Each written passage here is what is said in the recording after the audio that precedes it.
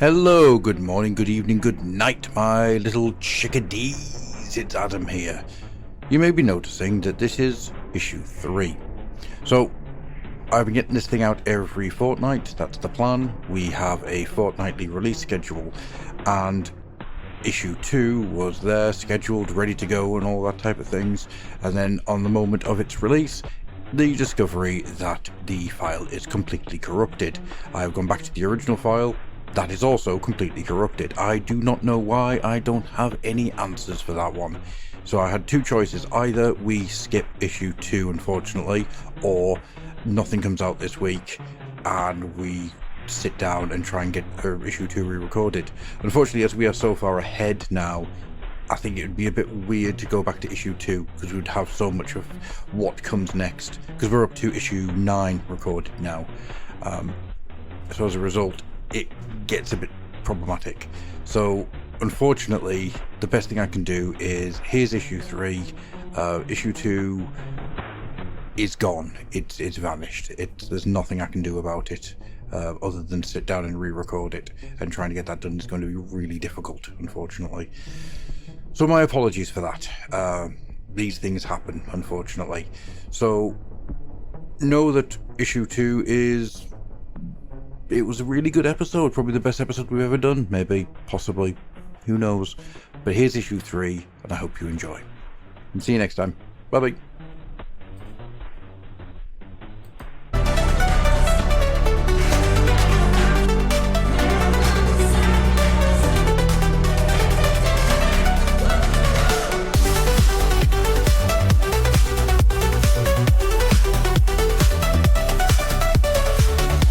Hello, good morning, good evening, good night, dear listeners, and welcome once again to Wham. I intend to, every time I say that, try and get more throat into the H, to the point where you might want to just being this structural. You might want to record that intro after the podcast, though, just so you can blow your voice out at the start. It's like, otherwise, it's someone going, really like this page because it was dead. Want to talk about Kev Hopgood? No, it's my mission now. I need to get as much throat into the terminology of as I physically can. There's a whole lot I could say there, but that would be not safe for work, and I don't think we've got an adult tag on the podcast, so I'll just leave that to the imagination of our depraved listeners. I'm sure you can all know, but whatever dirty thought you had, I had it first. Just say it. You got an issue with me just getting my entire throat around a Wham? Is that a problem there, have we?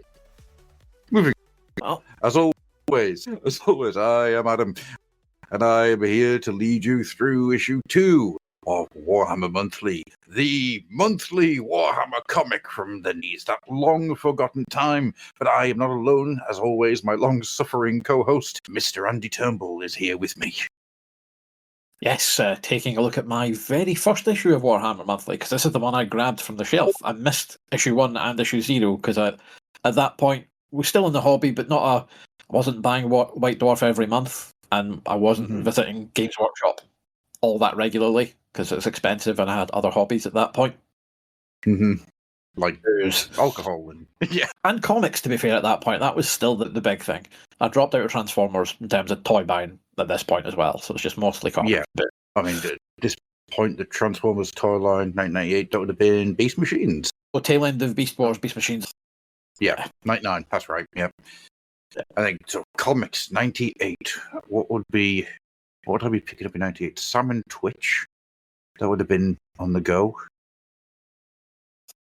A Todd. For anyone who reads who is currently interested, please do check out the current Spawn comics for one reason. Is the quality control on the lettering is abysmal. Fred podcast, Gavin Spence and myself regularly try and find the biggest screw up in the lettering and point out to each other, and it's without fail every issue of every Spawn title has it. Yeah. Also, there's a thing of somehow talented writers get sucked into the Spawn universe and lose the ability to be talented writers. Yes. Now, this like axis of mediocrity. I've got a theory about this. I've got a theory that Todd McFarlane pays people money just to turn up. It's like Gaff and I both espouse the same thing. Is he just paying them to let them use their name and then yes, rewriting everything you send in? It's like actually, it's probably that's on brand for Todd because when he writes something, because I was there for Spider-Man, I was there for the start of Spawn. It's like, and now there's a thing about if you want to get good at something, you put your 10,000 hours in. Is the theory? Yes. You get a basic, you will get to a level of skill. Todd must have done those 10,000 hours by now. He's not any better as a writer. But I think the problem is you have to put those 10,000 hours in and then understand what you're learning as you're going along. Todd McFarlane was a better writer at the beginning of Spawn than he has ever been afterwards. Those first 12 issues of Spawn, they're really good. I mean, okay, I'll rephrase that. They're very entertaining. And there's a lot of really good concepts in there, like the town made of hell plasm. That is so good. But once he starts trying to write, it goes downhill fast. Oh yes. That was a thing. So yes, so these comics, kids, worth tracking down if you want a giggle. But yeah. Always say though that original Simon series written by Michael Bendis is really, really good. Yeah, a lot of time for Bendis' Crime Comics and for his early and for Ultimate Spider-Man. I hate any time Brian Michael Bendis gets a superhero team book because they're all awful. They all start well, meander to nowhere, and they always end with a jam issue with glimpses of a potential future done by lots of different artists. It's like he can't help himself. You appeared to freeze there for a bit, Adam. There we go. Right, we're back. Don't know what happened. You appeared to just. You went very still there, as if you were listening intently in my monologue about Brian Michael Bendis and his inability to write a superhero. All I got was Michael Bendis cannot write a superhero book, and then I just assumed that Discord went, that is just too much violence and swearing. And then, not sure what happened there. Suffice it to say, Mr. Bendis, all his team books end the same. They're very disappointing, but which is annoying because his Ultimate Spider-Man was really, really good. Yes. Unfortunately, his Ultimate Marvel team-up had a tendency to not be as good. That was just there for the pretty artists, because it was just basically, I want to work with so-and-so, and they're like, yeah, I'll work for a Bendis on a Bendis book and get a decent payday. It's worth it for the art, pay no attention to the stories. But I think what I might have to do going forward, I won't do it now, but I'll do it going forward, is I'm going to work out what was on my pull list for each month we do this. I am sure we're going to hit some real shit. Because I will put my hands up and say I was buying a lot of comics around about this time, and I did not buy very good ones. The Mystique Sabretooth miniseries, of course, springs to mind. I think that would have been 97. Yeah, because that's just before Operation Zero Tolerance. So this is probably we're just coming out. We're at the end of probably at the end of OZT, and we're setting up. Yeah, this will be Operation Zero Tolerance that'll happen. So that because I was still buying the X-Men books. Just I persisted for quite some time. So pretty much most of the X books, Hulk I was buying. Hulk was good. Hulk was good at this point. Well, Peter David. No, this is the tail end of Peter David. This is probably where John Byrne comes in and absolutely lays a massive turd. Not like Hulk is when they relaunch it. Yeah, you're probably right there, actually. Oh, God. Oh, yeah. So, Spider-Man books dipping in and out. Captain America, because it was Wade and Garney. Yep. The Heroes Reborn thing took a huge amount of the energy out of that book, that run. Oh, God, the pre-Heroes Reborn stuff is very good. Operation Rebirth and Man Without a Country are just like top class. Some of the best Cap stuff you'll read. You know, I was saying before about I was buying very bad comics at this time. I still have my copies of Heroes Reborn. Ooh. Yeah, probably Thor, Avengers, because Perez and Busiek. So, good classic superheroing. Mostly Marvel. DC was kind of Green Lantern, GLA, Batman, kind of dipping in and out because it was in the middle of the Batquake stuff, I think, and all the 98. Yeah, that would be Cataclysm. So yeah, just about a year off No Man's Land. Yeah. I think Hitman I was getting at this point. Preacher was collecting via trades at this point. At this point, Preacher was being reprinted in Judge Dredd magazine. Yep. Yeah. Which was amazing. Yeah, I'd started getting the trades, so I was on board for that. But in fact, you might they're downstairs. I was going to say I've got my trades over there still from back then. Both trades are on the shelf behind me as well. It's a book to reread every now and then. Yeah, no, I love Preacher. Absolutely love it. So April 1998 is when this issue comes out. In the singles charts at the moment, we've got Detain You by I can't even pronounce that, by Sash. My Heart Will Go On is drop number 2. At Run DMC versus Jason Nevins, which is an absolute. One of the cool things about doing this is going back and finding all these songs. It's like, oh, yeah, it's like that, because that's the way it is. You couldn't escape that. That was just everywhere. I would say I've got Stockholm Syndrome because it really was everywhere. And much like Bryan Adams' My Heart Will Go On, I don't actually think I like the song. I think it's just so ingrained into my brain that I cannot get away from it. And Yes. over in the movies, Titanic is back at number 1, which, God, it infuriates me that we've started this and we can't talk about any good films because it's just Titanic. Well, the best of it is I still haven't seen Titanic. I managed it. It's like again at the time. It's like, yeah, not interested. The boat sinks. Well aware of that. Also, I was like, Cameron, could you maybe not just stop doing big, massive, overblown things? Which the warning signs were there at Terminator 2, which was a little bit bloated where it didn't need to be. I'm sorry, people, but the first Terminator film is by far and away much, much better. Well, the first Terminator film is a lean movie. Correct. Zero fat. Yeah, not an ounce of fat on it. And it's also got it's got one of the most intelligent uses of music I've ever come across in a film, where the Terminator theme gets restrung throughout the entire film in order to fit the scene it's in. Yeah. Dun, dun, dun, dun, dun, gets turned into a fucking sex music. And it's like, yeah, cool. It makes me happy. That's the name of my that's the name of my band. That's your funk album, I think. Nile Rodgers, please produce this album for me.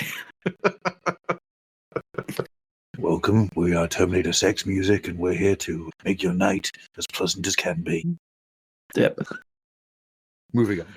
So, anything else other than Titanic? Because I'm sure, despite it probably filling about 8 of the 10 screens in any cinema, they must have had something else on. It takes up everything. I mean, U.S. Marshals is about to get released, and U.S. Marshals, of course, being the sequel to Fugitive, is always quite a fun little film. It's not as good as The Fugitive, but it's better in its own way, if that makes sense. Robert Downey Jr. starting to try and make inroads of a career again after his... Because I'm sure that's after he's done time. Yes, it will be. Yes. Yeah,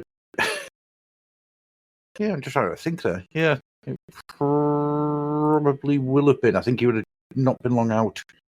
I'm trying to think if he went back in again. I think he just went back to rehab. I don't think he ever went back to jail. Yeah. Other films that came out this week. It's painful, actually. Hard Rain. Oh, yep, that one. Michael Douglas is, yeah. We've got The Rainmaker, Telling Lies in America, Mouse Hunt, which, to be honest, Mouse Hunt's a hell of a lot of fun. Yeah, and everything else is just nothing. It's no films in there at all that are worth talking about. U-Turn, if you remember that one. Don't worry if you don't. Vaguely. Yeah. It's just nothing. Absolutely nothing. Titanic. It's like people knew Titanic was going to sweep everything, so they all just went, nah, you're all right. We'll wait until later on in the year.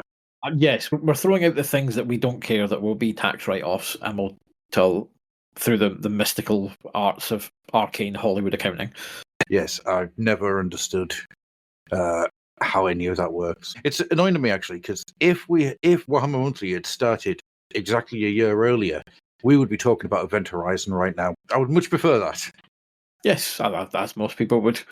And I can still tell people the weird story about Event Horizon and why we'll never see the bits that were cut out because they were stored in a Transylvanian tin mine which set on fire. But not beautiful because you want to see the rest of it. Yeah, it's sad, but that is a completely true story, and I love it. Yeah. So, Warhammer Monthly. In this issue, we have got all sorts of fun. We've got some Darkblade, we've got some Titan, we've got some Bloodquest, and we've got the Carnival of Change. Are you excited, Andy? Are you ready to get in? Are you ready to ignore the first page entirely? Well, we will come to that, but more or less, yes. So, again, to say I kind of browsing the comic shelves of would it have been John Menzies? It's probably still John Menzies at the time. And it's like, yeah. And there's, all right, okay, we've got lots of Warhammer comic. And then picked up, had a little thumb through, and then went, didn't really pay attention to it, just kind of looked. Because the Colin McNeil art leapt out at me straight away as recognisably it's Colin McNeil, and he's doing this kind of Shimura from the Meg era stuff. And it's like, oh, that's fine, I'll pick this up and see what it is.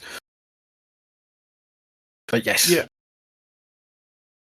I distinctly remember this cover. I already had. I don't think I had issues. Did I have issues? Yeah, I had issue 0 and I had issue 1. But for some reason, this Malice Darkblade cover really stands out, and I can visualize it sitting on a W.H. Smith's shelf. I can see the entire shelf. It's a really weird one. The only thing it has in it, it's actually quite foreshadows what certain comic covers would be in the 2000s, which is just, it's a bit generic in terms of the actual composition and stuff. It's not, as an old fart, covers used to have to sell the comic to you. Yes. You wanted a striking cover, and I'm not saying the image isn't striking, but what I'm saying is it representative of what's inside? Well, technically yes, because it's got Darkblade in it, but it's not really dynamic, doesn't really leap off, and I actually think it's far too dark. It is too dark. It's muddy. You want a cover to pop.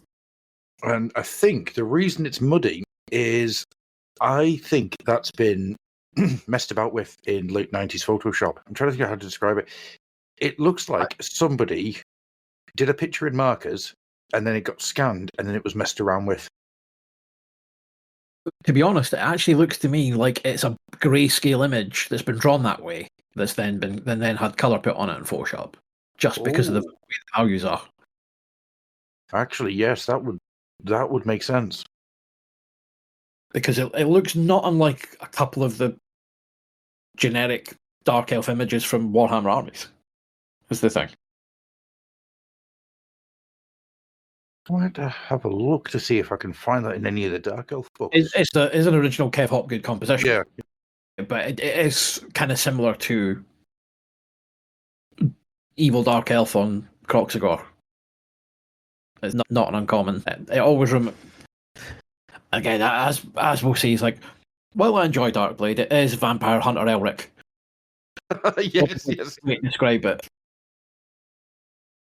What I'm going to do is, as we go along, and I don't think it's in this issue because I reread this morning, I'm going to keep an eye out to see if that image shows up in any of the actual strips. Yeah. It may not be the same. I think it'll probably have a different background, but I think you're absolutely bang on the money there. I think that's probably been cut out of the comic, or it's been drawn to not be in colour, and then it's been coloured after the fact. I mean, it fits because it's the palette. It's one of the things we'll probably touch on when we sort of look at the issue in its entirety. It's probably the best way. But we will go into issue the second page. We will not talk about the two people that waffle, because the important bit is at the bottom, which is it's foreshadowing. Here's what your next thing is, and it's telling you that we're going to meet the grumpiest dwarf in Middenheim next Warhammer Monthly. Mm-hmm. I'm genuinely excited. As you see Grundhelm with a very nice, but again, just as dwarfy a dwarf image you will ever see dwarfed. Yes. Yeah. It feels like very much we're marketing to the fan base and not telling me why I should be interested in this. Yeah. As a civilian or as a guy that's picking up the cover. or picking up the comic for the first time, I like comics, I like fantasy in general. This Warhammer sounds interesting. Yeah. Because it's easy when you're in the bubble to forget there are enough people that have either no knowledge of this or such a peripheral level of knowledge that it's as good as nothing. And again, it goes to the Jim Shooter adage of every issue is somebody's first issue. Give them a reason to come back. So even right at the very start of this, you're like, there is nothing in this contents page, that is going to help a newbie in terms of the whole thing. You get your little sidebar which tells you all the little stories, which is great, but it's like, still Warhammer Monthly is a concept to me. You need to be doing that. Yeah. I think there's two things here which stand out quite dramatically, and one is we are in a pre-Lord of the Rings movies world. So the idea of fantasy to a lot of people is either going to be super nerdy, the super nerdy stuff that super nerds are doing, or it's going to be the cheap as hell these early 90s direct-to-video films. It's like Beastmaster / Hawk the Slayer. Yeah. Currently getting its second sequel comic series in 2018. Really? The first one was written by Garth Ennis. Mm-hmm. Bizarrely. He must just love Hawk the Slayer. Yes. I can't remember who's writing the second one, to be honest, but it's got Simon Colby of Warhammer Monthly Parish fame doing the art on the second one. They had Henry Flint doing the first one. Yeah. We might have to detour at some point. Yeah. I mean, I do have a fondness for Hawk the Slayer. It is kind of Absolutely minded people do. Yes. But we'll also say, and this again is we talked about the first issue. Is like it's a very dark book. Like you've got a black star background and you've got a back box telling with your indicia and you've got your your various greys more or less. It's like I get you going for a black and white anthology, but none of this in this first page, apart from the white box with the horrible text that we won't speak of. Your eyes drawn to that white box. Which again, what are you doing in that's going to make me go, if I'm you, what am I going to get hooked in? And again, now I have, as I said in the earlier reviews, I love the fact that in British comics for so long, and even with 2008, we still have the conceit of, we have Tharg. Now, I know as a gentleman called Matt Smith and has been Matt Smith for 25 years. He is currently the longest serving Tharg. Or not 25 years, sorry, 23, I think. Okay. But he's pretty much the longest serving Tharg. I like the central conceit of that. It's a kid. It's like, yes, we know it's not that. Yeah. But again, it's a case of I've got this box, draw your eye to it, and yeah, you're doing a brief mention of Titan in it, the strip. Yes. Done in such a stupid way, because it's not introducing anything about the concept of Titan. It's saying, here's a great big war machine, da-da, and the other guy's like, oh no, it's too big, I'm scared. You've done nothing. Nothing. I mean, I'm not sure who wrote it, but I do think I may add them to my apology quest and get them to write a letter, sign one of these with an apology, like I got Nick to do a Bobcon cover once, because he drew the cover.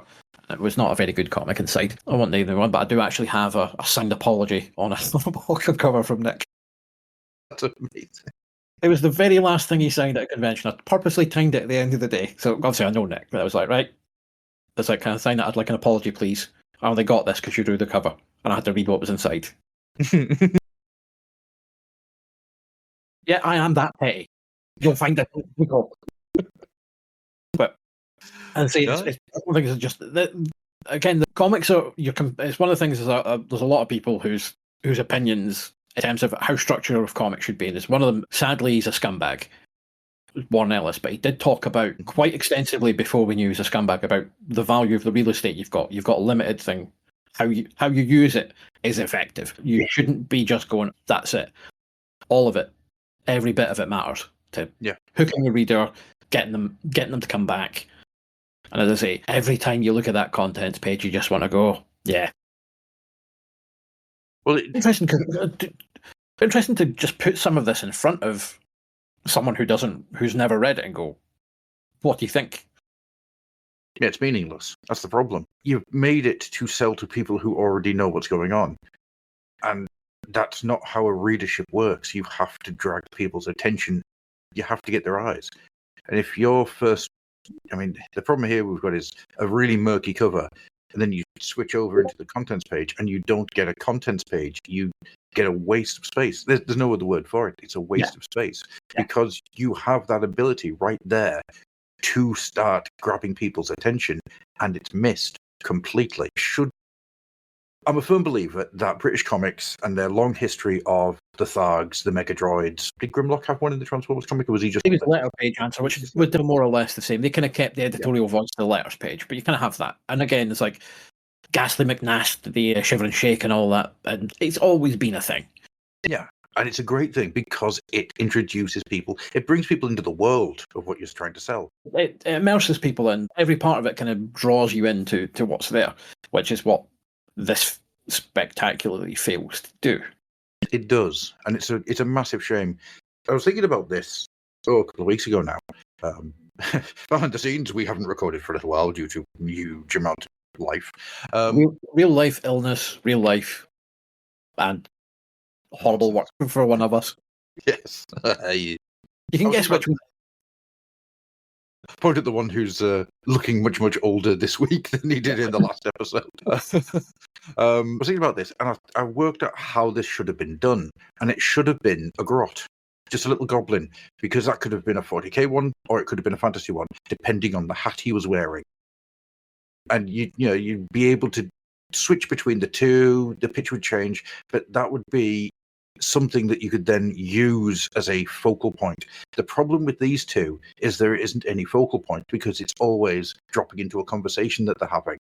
And as a result, it doesn't immerse you in anything. What it does is the exact opposite. It repels you because it doesn't feel like something you should be getting involved with. It feels like something that you've accidentally stumbled on. And maybe that was the idea. Maybe it was this concept of making it feel like something forbidden, but I don't think it is. I think what Andy Jones has tried to do is he's tried to feed too many mouths at the same time, and as a result, he's done nothing. Yeah, it's also, I mean, you could look at it any other reason, but you don't necessarily have to have the same voice either. Because the thing, along similar lines, I was kind of thinking, well, the easiest way to do it, because part of the problem is you're doing Warhammer and Warhammer 40,000 together. Yeah. If you've done one or the other, it's much easier, because you can just rely solely on the lore from one aspect. You're bringing the whole thing in, good or bad, that was their decision. But you'd easily do it with things like it's one of the Chaos Gods themselves whispering to you. It's a sorceress trying to find the future. It's an Inquisitor. You can revolve it round. You can still, or someone trying to bring a Chaos God like a sorcerer from fantasy can see vast stuff in the future. Your Inquisitor can find heretical stuff from the past. There's all these ways to do it, and you would probably find doing it that way and revolving it round, you're bringing people into the world all the way through. So you start off with, because to me, that if I was doing it, the very first one would have been Slaanesh, because it's the newest created Chaos God, and it's all about temptation. Tempting you into the comic, yeah, that makes sense. You can go in and you just expand, you use it to expand the lore and get people interested in it again, again with the Chaos Gods being in both sort of continuities, if you will, it's an easy win. Yeah. I think as well that what I'm thinking of here now is Bill King, William King, and his Gotrek series, where his idea was he was going to do a book based on every single Warhammer Armies book. If you take that kind of concept and then rotate it like that, so you're just going through all of the codexes, a codex 1 month, a Warhammer Armies the next month, and you're just rotating through all of them, what you then have is an introduction to the larger world, the game worlds, the settings as it is. Whilst these two, they don't introduce you to the comic, and they don't introduce you to the settings. It's irritating. It's annoying. We promised we wouldn't rag on it, but the point is, you can see here that there was so much more could have been done, and that's the thing is, like, it's clearly that's a conscious decision. This is it. This wasn't a good one, and it's also to go back to in comics. There is a thing which is your issue 2 sales will be significantly less to issue 1. So it's a kind of particularly the US direct market. A lot of times they'll do a stunt with an issue 2, like a variant cover or that. And you'll notice UK comics, for us old farts, you'll notice the giveaways tended to continue past issue 1 onto issue 2 and issue 3 if they were weekly or what have you, or fortnightly, to keep people coming back. Because they know what happens. Oh, that's a new one. If you haven't hooked them, you've lost them. Whereas, there's a free gift, tempting for a parent, or it just goes, I like that free gift. And I'm not talking about the cover mount nonsense that's ruined comics in supermarkets, but that's the kind of thing. So you are fighting against, however well issue 1 did, issue 2 will have had anywhere up to a third of the readership drop off. Mm-hmm. Because that generally tends, it can be anything, it can be higher in some cases, but you'll generally go 10% to a third of your readers aren't coming back. Yeah. Because there's also a thing of people like an issue 1. It's new, we'll give it a try. It's an issue 1. I know a few friends who will just grab issue 1 of any comic. Mm-hmm. Also, it's an issue 1. And if they're not hooked, they're done. Yeah. No, that's the Marvel way. That's the DC way now as well, isn't it? You reboot every 6 months. Though I will say, Absolute Batman #1 is amazing, and everyone should read it. Yes, I will say, however, the best of the Absolute titles by a country mile is Wonder Woman. Yeah, Wonder Woman's really good. I think I prefer Batman, but Wonder Woman's really good. I like what they're doing with Batman, but I'll wait to see, because it still has the thing of Batman always wins about it, which funny, but can sometimes be a bit tedious.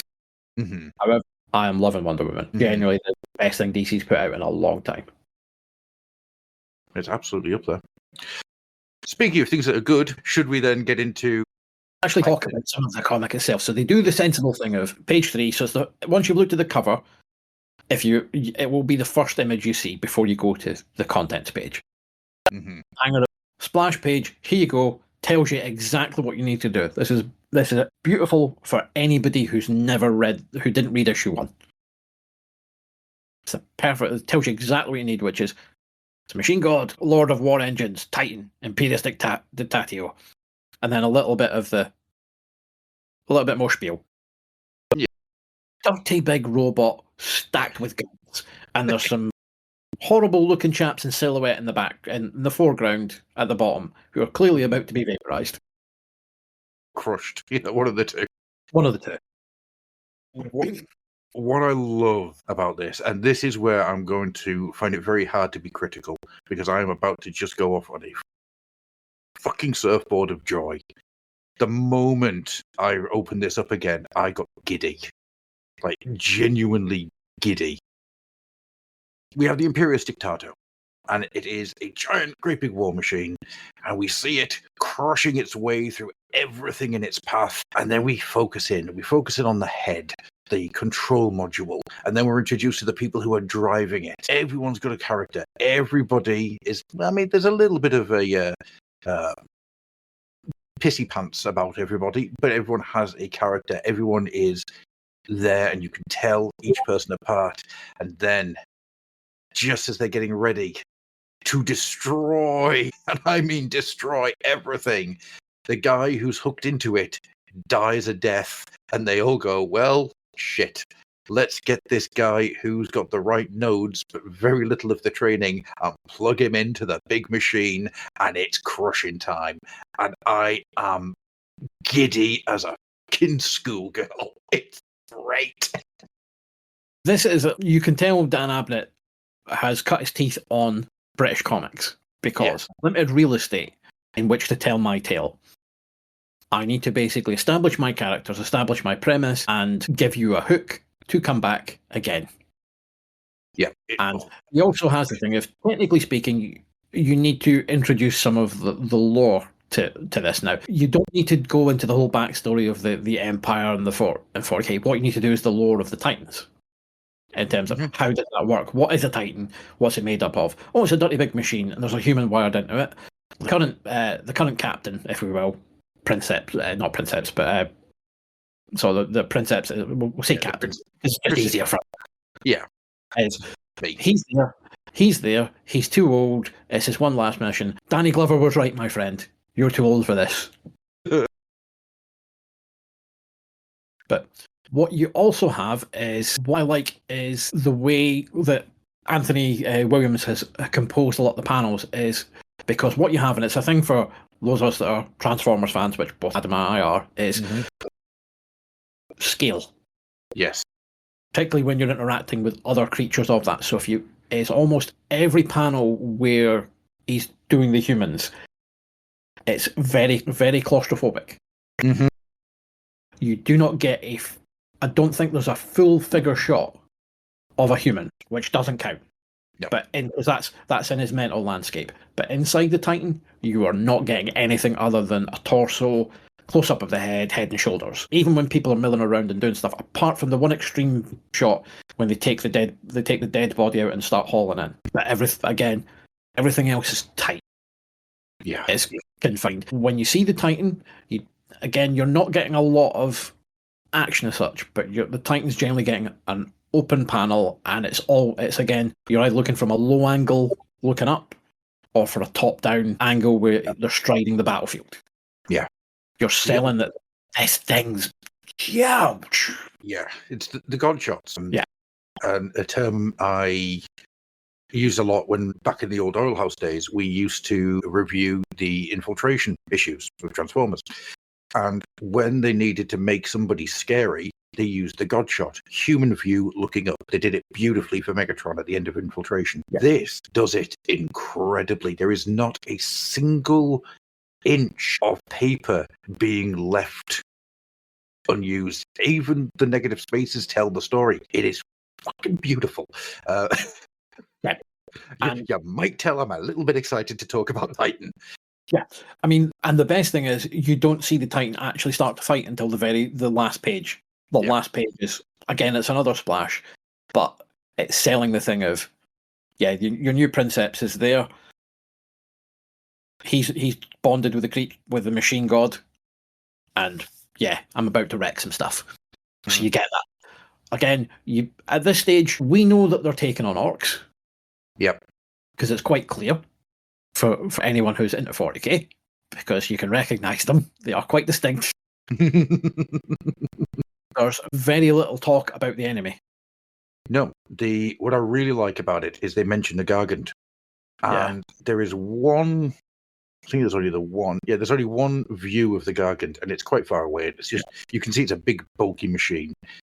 But the way they talk about it, it gives it this sense of fear. There is a real sense of there's something dangerous out there.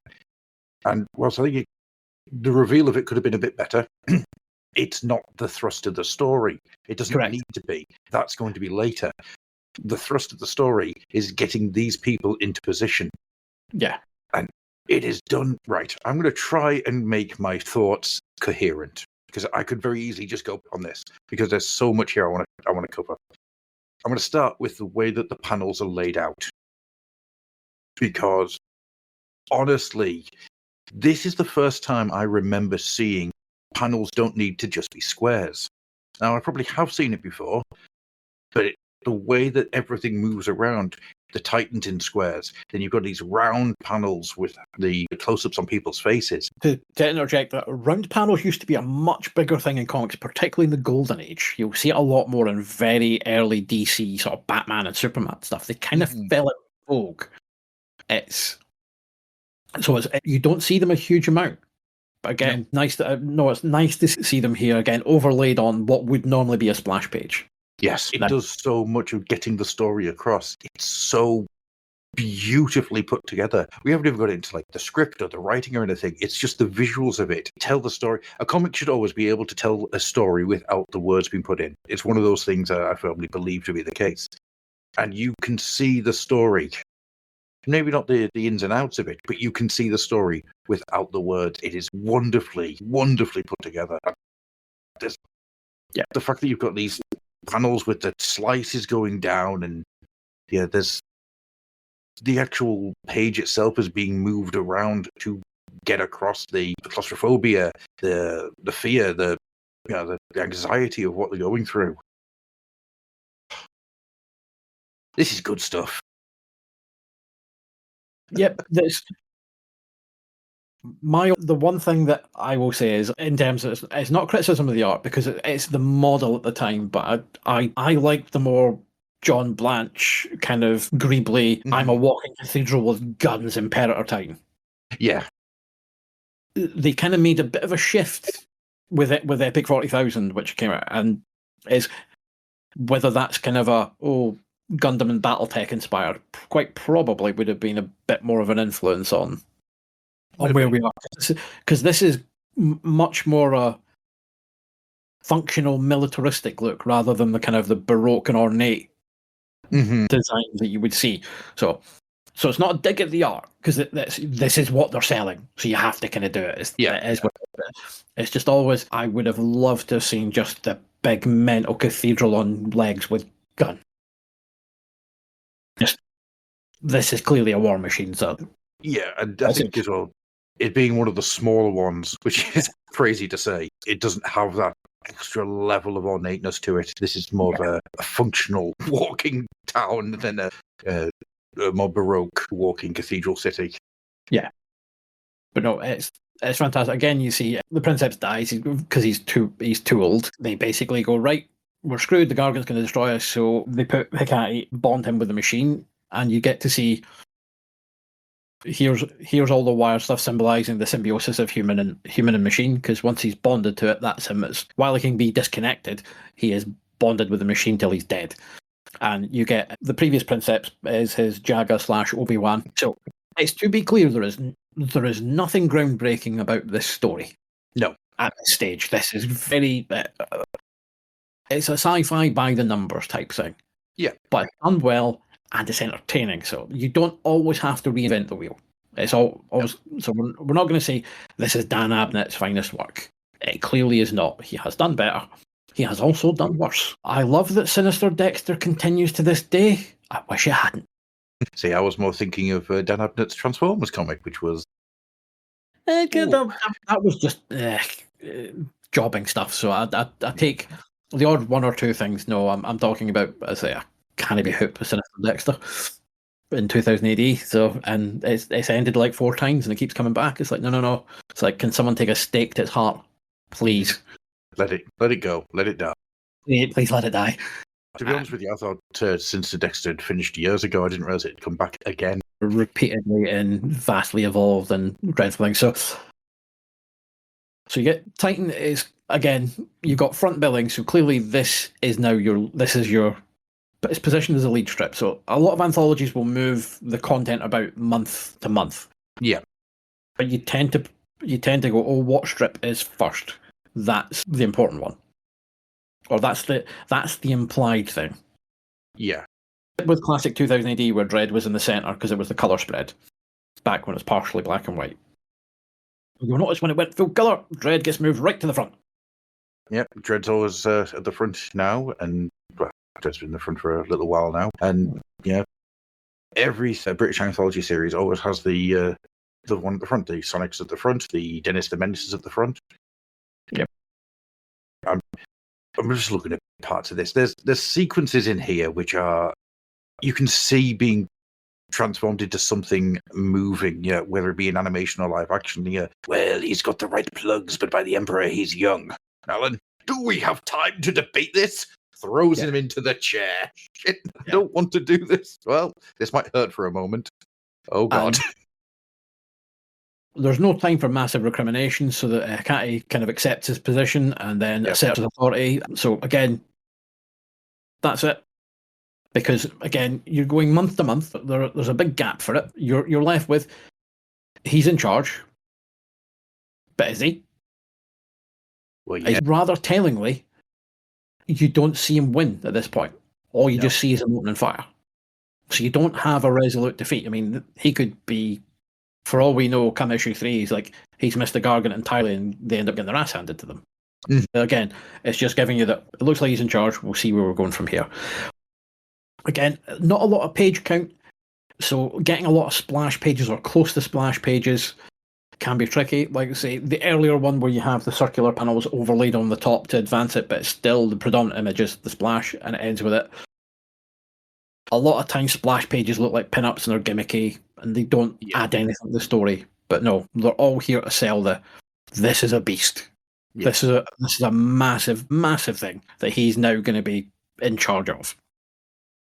I love the entire sequence. You know my name. We are bonded now, you and I. And you get that picture of that giant foot coming down, and there's just weight and momentum. And my God, it's good.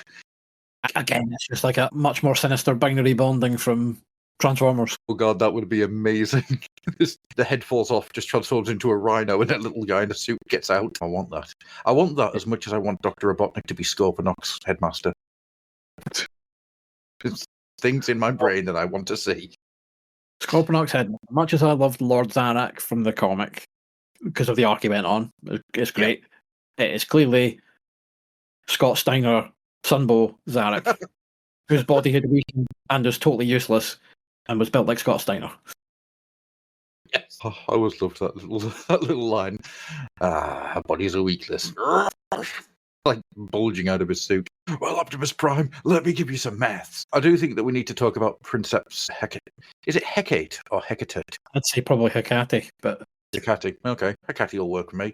We have to talk about his mustache, because in something in 40k that you don't get very often is really good facial hair. And this man has such a good mustache. It's clearly sort of going with kind of the Victorian gentleman. And again, you can see kind of a little bit of that in the uniform he's wearing inside, because clearly he's an officer class. So it's kind of, you look at, they're all in basically sort of combat vests with piping and bits of armor and stuff on it. And he's in his nice dress jacket with the epaulets. Yeah. And it shows like, here's your officer class, here's your rank and file. And rather tellingly, I think all the rank and file are all skinheads. Yeah. Or little bits on them. It's kind of, again, it's just, and he's got a, not quite full head of hair, because the back of it's shaved to obviously allow the ports for jacking in. But it's very much a shorthand for, no, these are kind of Napoleonic era styles. So here's your big officers ornate, and there is, doesn't matter in the grimdark future of the 41st millennium, there's still a class system, kids. Oh, there is. I want to, before we move on, I want to talk about Maccabee, Mileage Mayfair, and how that's pronounced. We see him looking like an old, but a proper badass. We get this very low shot of him looking up his nose, which is kind of unsettling, to be honest with you. We get a sideshow on looking a lot like General M. Bison. But the moment he's dead, I don't know how to describe it, but they do an amazing job of removing all of that badassery. He looks old and frail once he's dead. It's a really smart piece of work. Yeah, it's like, it was just his generalized hate of the universe that was keeping him going or something. I don't know how to describe it. It's really... No, it makes him, they kind of, when you look at when he's dead, it's a lot of they don't go as hard on the detail in the face and leave it a little bit more blank and a little bit more open. But it's the one thing is that it's quite nice is that while he was an old man and he was clearly frail and weak, it wasn't shown, which was nice. You could have had the doddering old, oh, it's my last time. This is my last mission, boy. Then this is all yours. It's like, no, I'm not moving out this chair. I'm here till I'm dead. Oh wait, I'm dead. Oh no, shouldn't have said that. Yeah, it's. But there's a lot here. But it's shorthand for basically the weak do not last long in the 41st millennium. True. That is a thing. So it's kind of be chewed up and spat out very quickly. So it's kind of, and to be of an age in that universe, you have to be made of sterner stuff. Yes. If you know, you know. To be of an age in this universe, you have to be Commissar Gaunt. Yes. Shall we move on?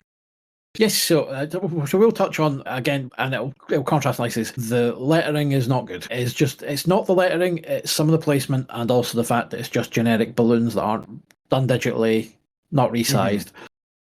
The reason I mention it now, just before we move on, is because the lettering in the next one is hand lettered, and it's so much better. Yes. I think the reason, I think there's a real sense of digital in the lettering in Titan, and I think that's very much done on purpose. Yeah. Before the shorthands for what digital looks like in the modern era comes around, Well, to be honest, digital looked better even back then. This is digital lettering done at its most basic. Yeah. There's no variation of balloons or the tails or stuff, so I can get very technical in this if you want, but it'll probably bore the pants off a lot of folk. But suffice it to say, the whole part about the lettering is it should feel like it's part of the whole package. Good lettering isn't silent or invisible; it's integral. Yeah. It adds something. It shouldn't take away from it or detract. It shouldn't overpower. It should enhance. Again, go look at the likes of John Workman, Todd Klein. If you want to see how lettering massively worded stuff, go and look at all the Chris Claremont era X-Men stuff by Tom Orzechowski. Yes. So there's an art to it. And what you see here is that this is lettering done by somebody who has basic understanding, to be fair. But it's resize the balloons, reshape them, make them look a little bit less like you've just copied and pasted the same template a dozen times. Interesting, actually. When you look at the credits, you've just got story by Dan Abnett and art by Ant and Andy, which makes me feel that the lettering was done either by Dan or by the artists. No, not done. Wouldn't be done by either. Yeah, that'd be done in house, I think. Yeah, maybe. You'd have given them their credit, and no, this very much feels like a done in house because they credit the letters elsewhere. So I think it's been done in house. Oh, you're probably right there. Aye. It's just because the art's been done by two people, so I was just wondering if maybe the lettering been done by one of them and it's come under being done by an artist. I don't know. Because there's Anthony Williams on pencils and Andy Lanning on inks. Andy Lanning doesn't. Andy Lanning, while he will do other things, it's more as in writing rather than lettering. So, so we move on and we're spiraling away from the 41st millennium back into the old world with the Carnival of Change, written by everyone's favourite curmudgeon, Gordon Rennie. Mark Gibbons, and lettering by David Pugh, an artist of some renown, and we've seen his work in issue 0 already. And we will see him again in the pages of this at some point. I can't remember exactly, but we will encounter him again. He comes back a fair few times, if memory serves me right, doing lots and lots of different things. So, the Carnival of Change, quite a simple story. A not sinister harlequin of any shape, form, or physical fear arrives in a town and has with him a mirror of change, which isn't a terrifying thing to say in the old world. And he has an argument with a priest of Sigmar, saying that, come on, let's have some fun. The priest of Sigmar is going to go, no fun is allowed. And then he goes to find out if there is actual anything dark and sinister about this carnival and this terrifying clown and his terrifying tent. I mean, there's no subtlety to the clown at all. And then when he turns up, he discovers that all of the villagers have been turned into beasts. And inside the mirror is Zinch, staring lots of tentacles. With a bit of a smashy. The priest manages to win. But no, there is more to the story. For within the mirror, you see that the clown is a demon. Surprise! Shock and horror. Now, I may have sounded a little sarcastic through that. I really like this. It's just the fact there is no subtlety. And in the old world, if somebody came to you and said, this is the mirror of change, you'd think that anybody would go, no, it's not. Bye. Yeah, it's a kind of typical kind of like sort of, you could see how, if you took away the Warhammer things, it could be easily one of the Amicus or portmanteau horror films of the late 60s, early 70s. Here's my traveling. It's also it's also the fact it's like, the minute he said mirror of change, the priest would have smashed the thing straight away. It's very much a look at the mirror. If you know the lore, the story doesn't quite work. It's probably better for like someone who's not really familiar with Warhammer to actually will enjoy it. Any Warhammer nerd's like, no, the priest of Sigmar would have battered him to death and would have smashed that mirror. That story ends on page 2. I love the fact that when they unveil the mirror of change, you've got these two sinister hooded guys and this giant sinister mirror. It's just like, no, there's no chance in hell. Also, I like the fact that just above the mirror of change, it appears that a woman has married a goblin. So, well, yes, on the second page, the second panel, the pirate goblin. I'm sure that guy has wandered in from the old gobbledygook White Dwarf comic strip from many, many years back. It is also nice that the Priest of Sigmar on the same page is almost about throwing up the devil horns.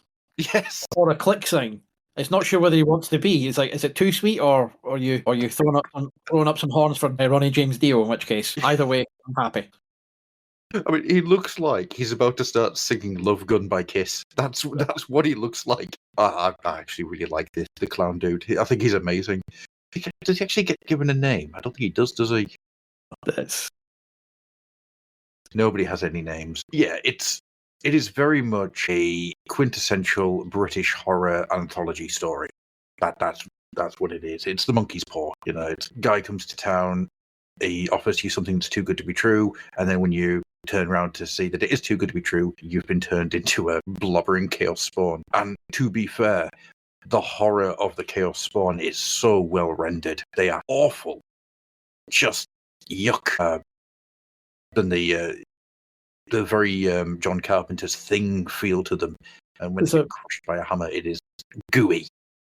So a bit of the Thing, also a little bit of a Brian Yuzna's Society. Mm-hmm. Yes, I can see that actually. Yeah, and kind of especially because the pirate goblin ends up, things don't go well for him. Spoiler. No. But that kind of starts feeling more in kind of that flesh melding of society. But yeah, the spidery looking guy is very much yes, John. I think that's the problem though. Is like spiders are always kind of associated with horror. People will always put human heads on them. It's a thing. But unfortunately, because of John Carpenter's The Thing, everyone kind of goes, "Oh, it's the Thing." It's not. It existed before. It's just kind of they did it so well. It's theirs now.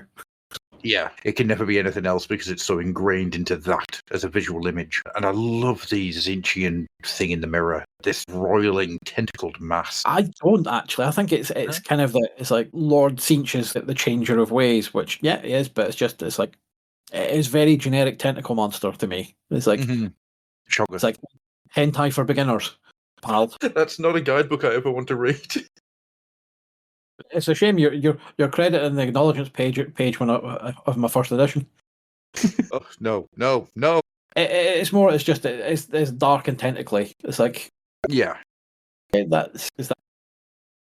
think behold the beauteous terror of Lord Zinch, changer of ways, and the true master of this carnival. Zinch doesn't have a form, so it's malleable. Yeah. It's malleable, but again, it's about there's a Zinch and Slaanesh have kind of a little bit of a crossover in that kind of thing, in that it's more persuasion rather than corruption or rage.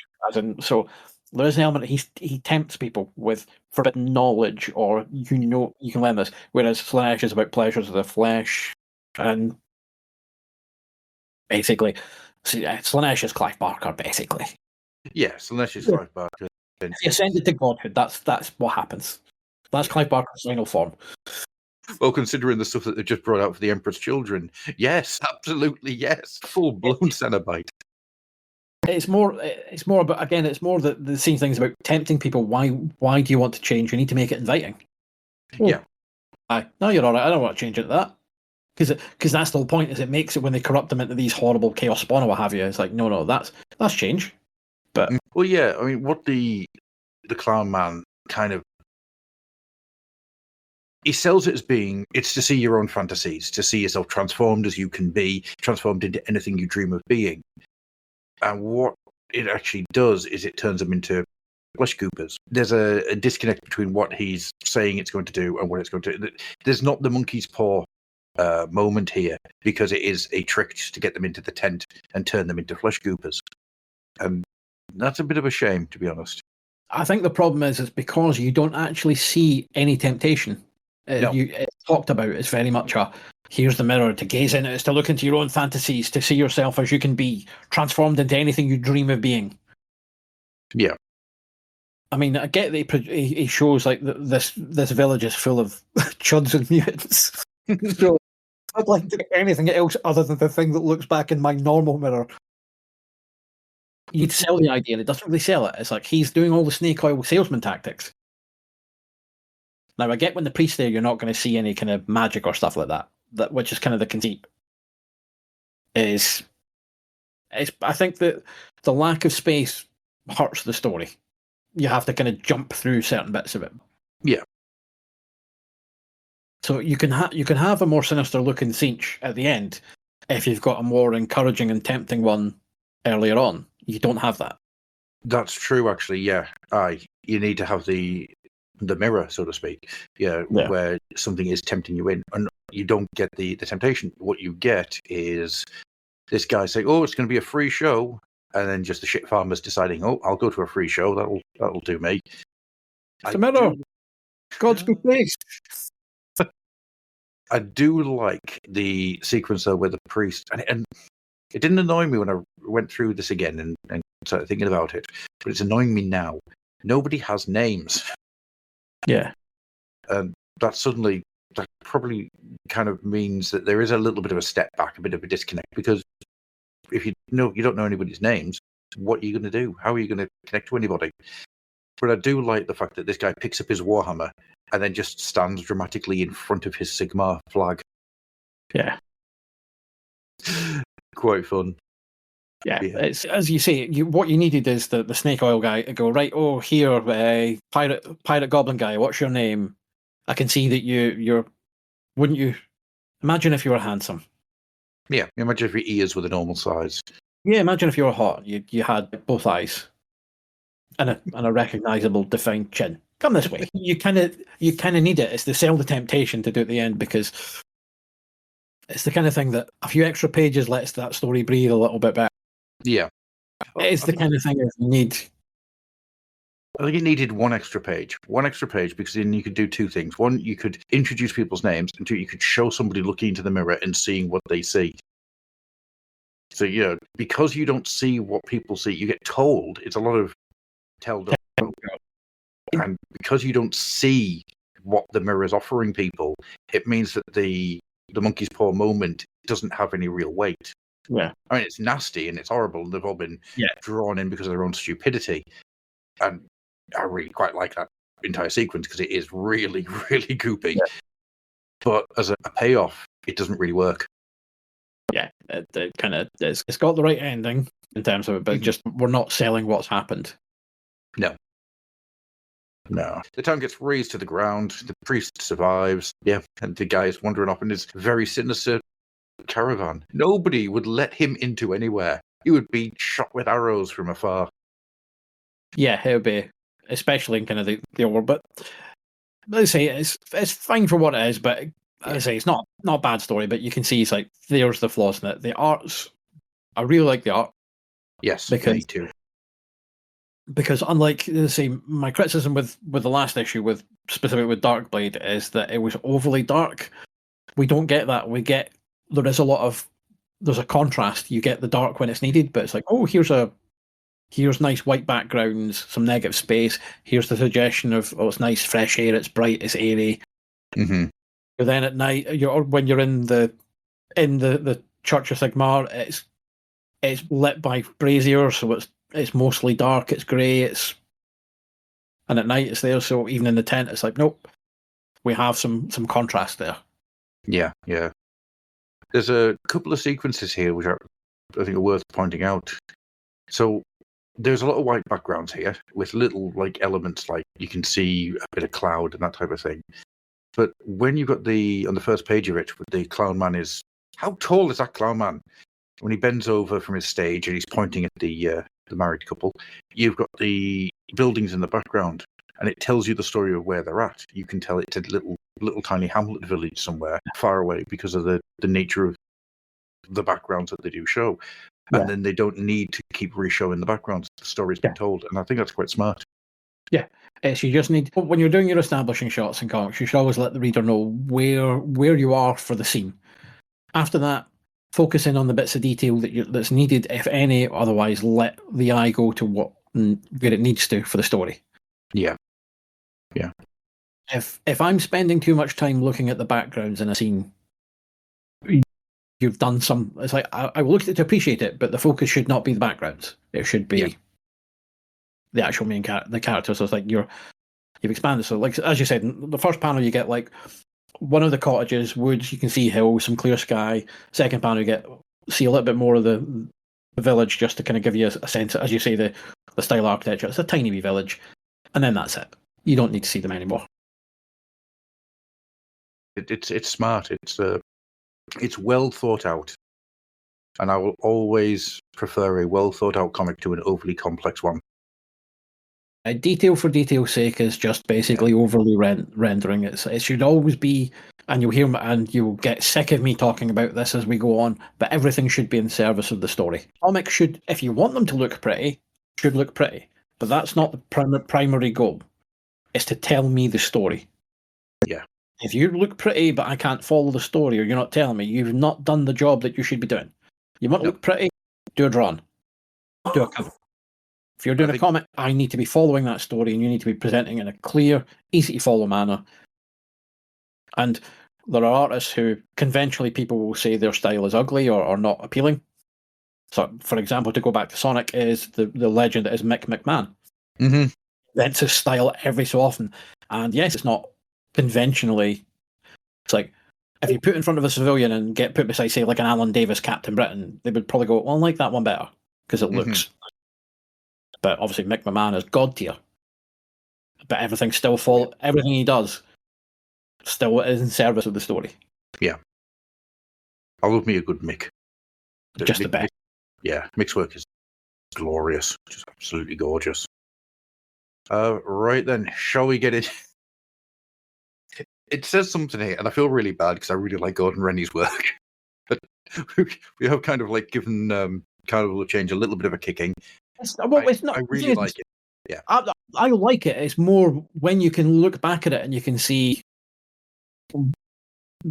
how to make it. But again, hindsight's 2020. It's very easy for people to, and I say to press it and go, yeah, look at me. I know everything. This is how it is. So it's just, and again, as with all things, let's preface it.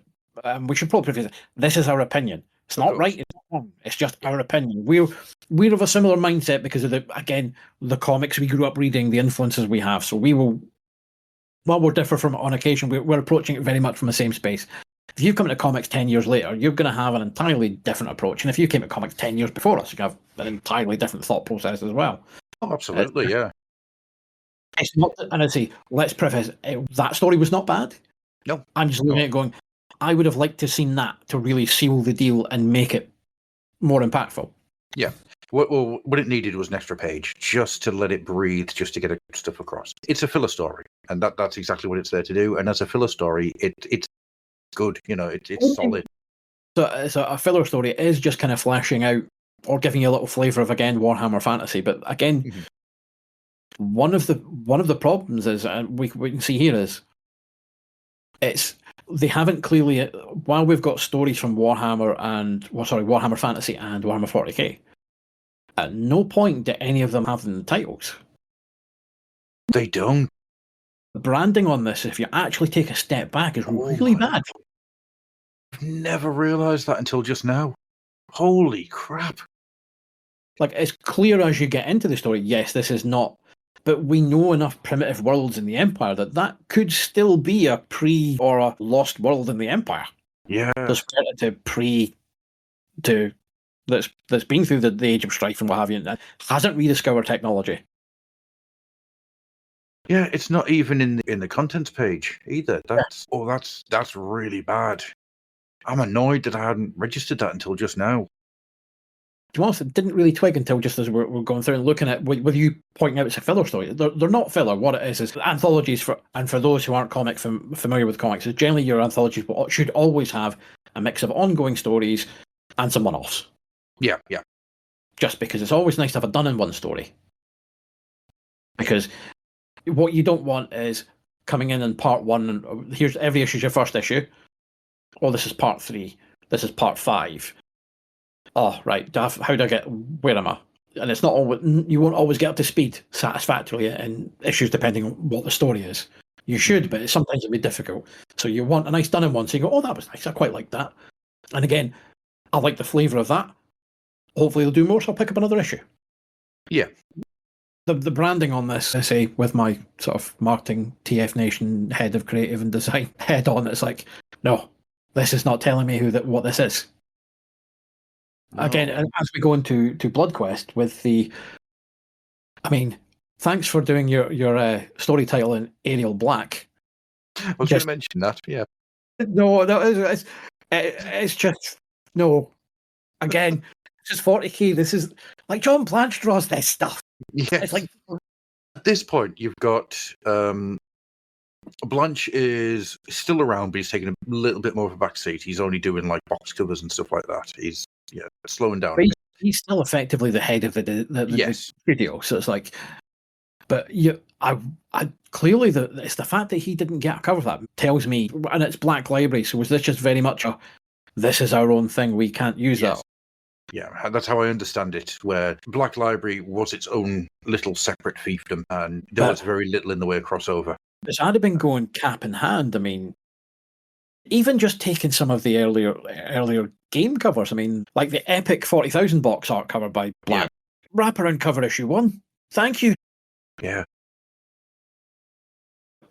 It's weird to me that they never have a Wayne England cover.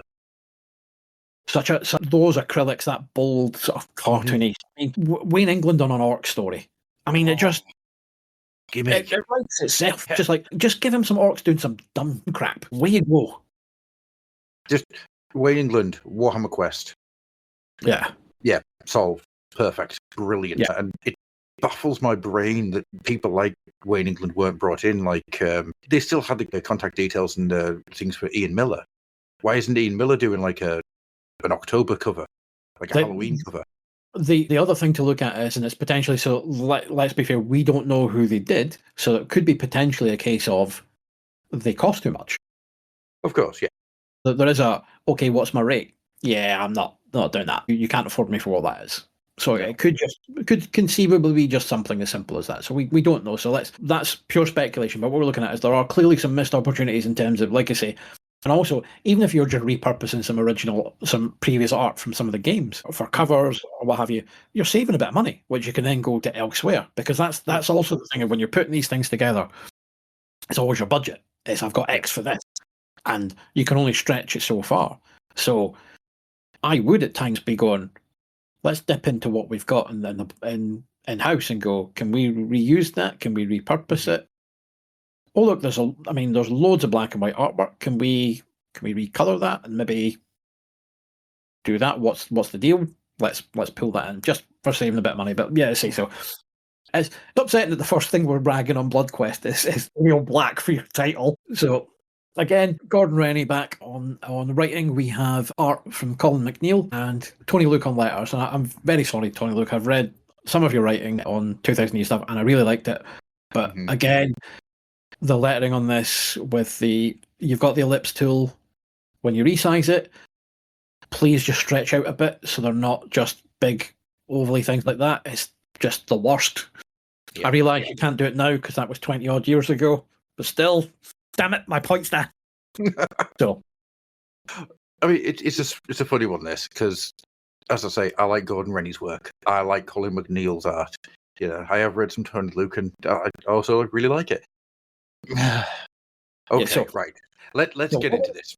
So you very quickly get a nice, and again, Gordon knows his stuff. So you're getting a brief summary of where they are, tells you what it is. So where they're off to.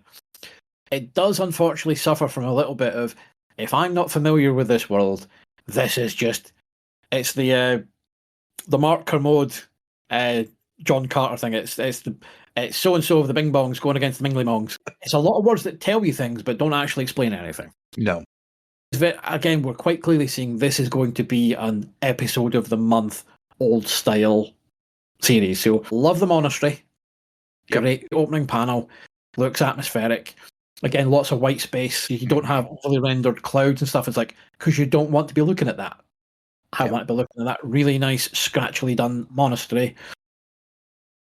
Again, inside you've got the Space Marines kind of sitting there with chaps and hooded robed monks. Now, as we all know, the minute you see him, you're going, wrongin'.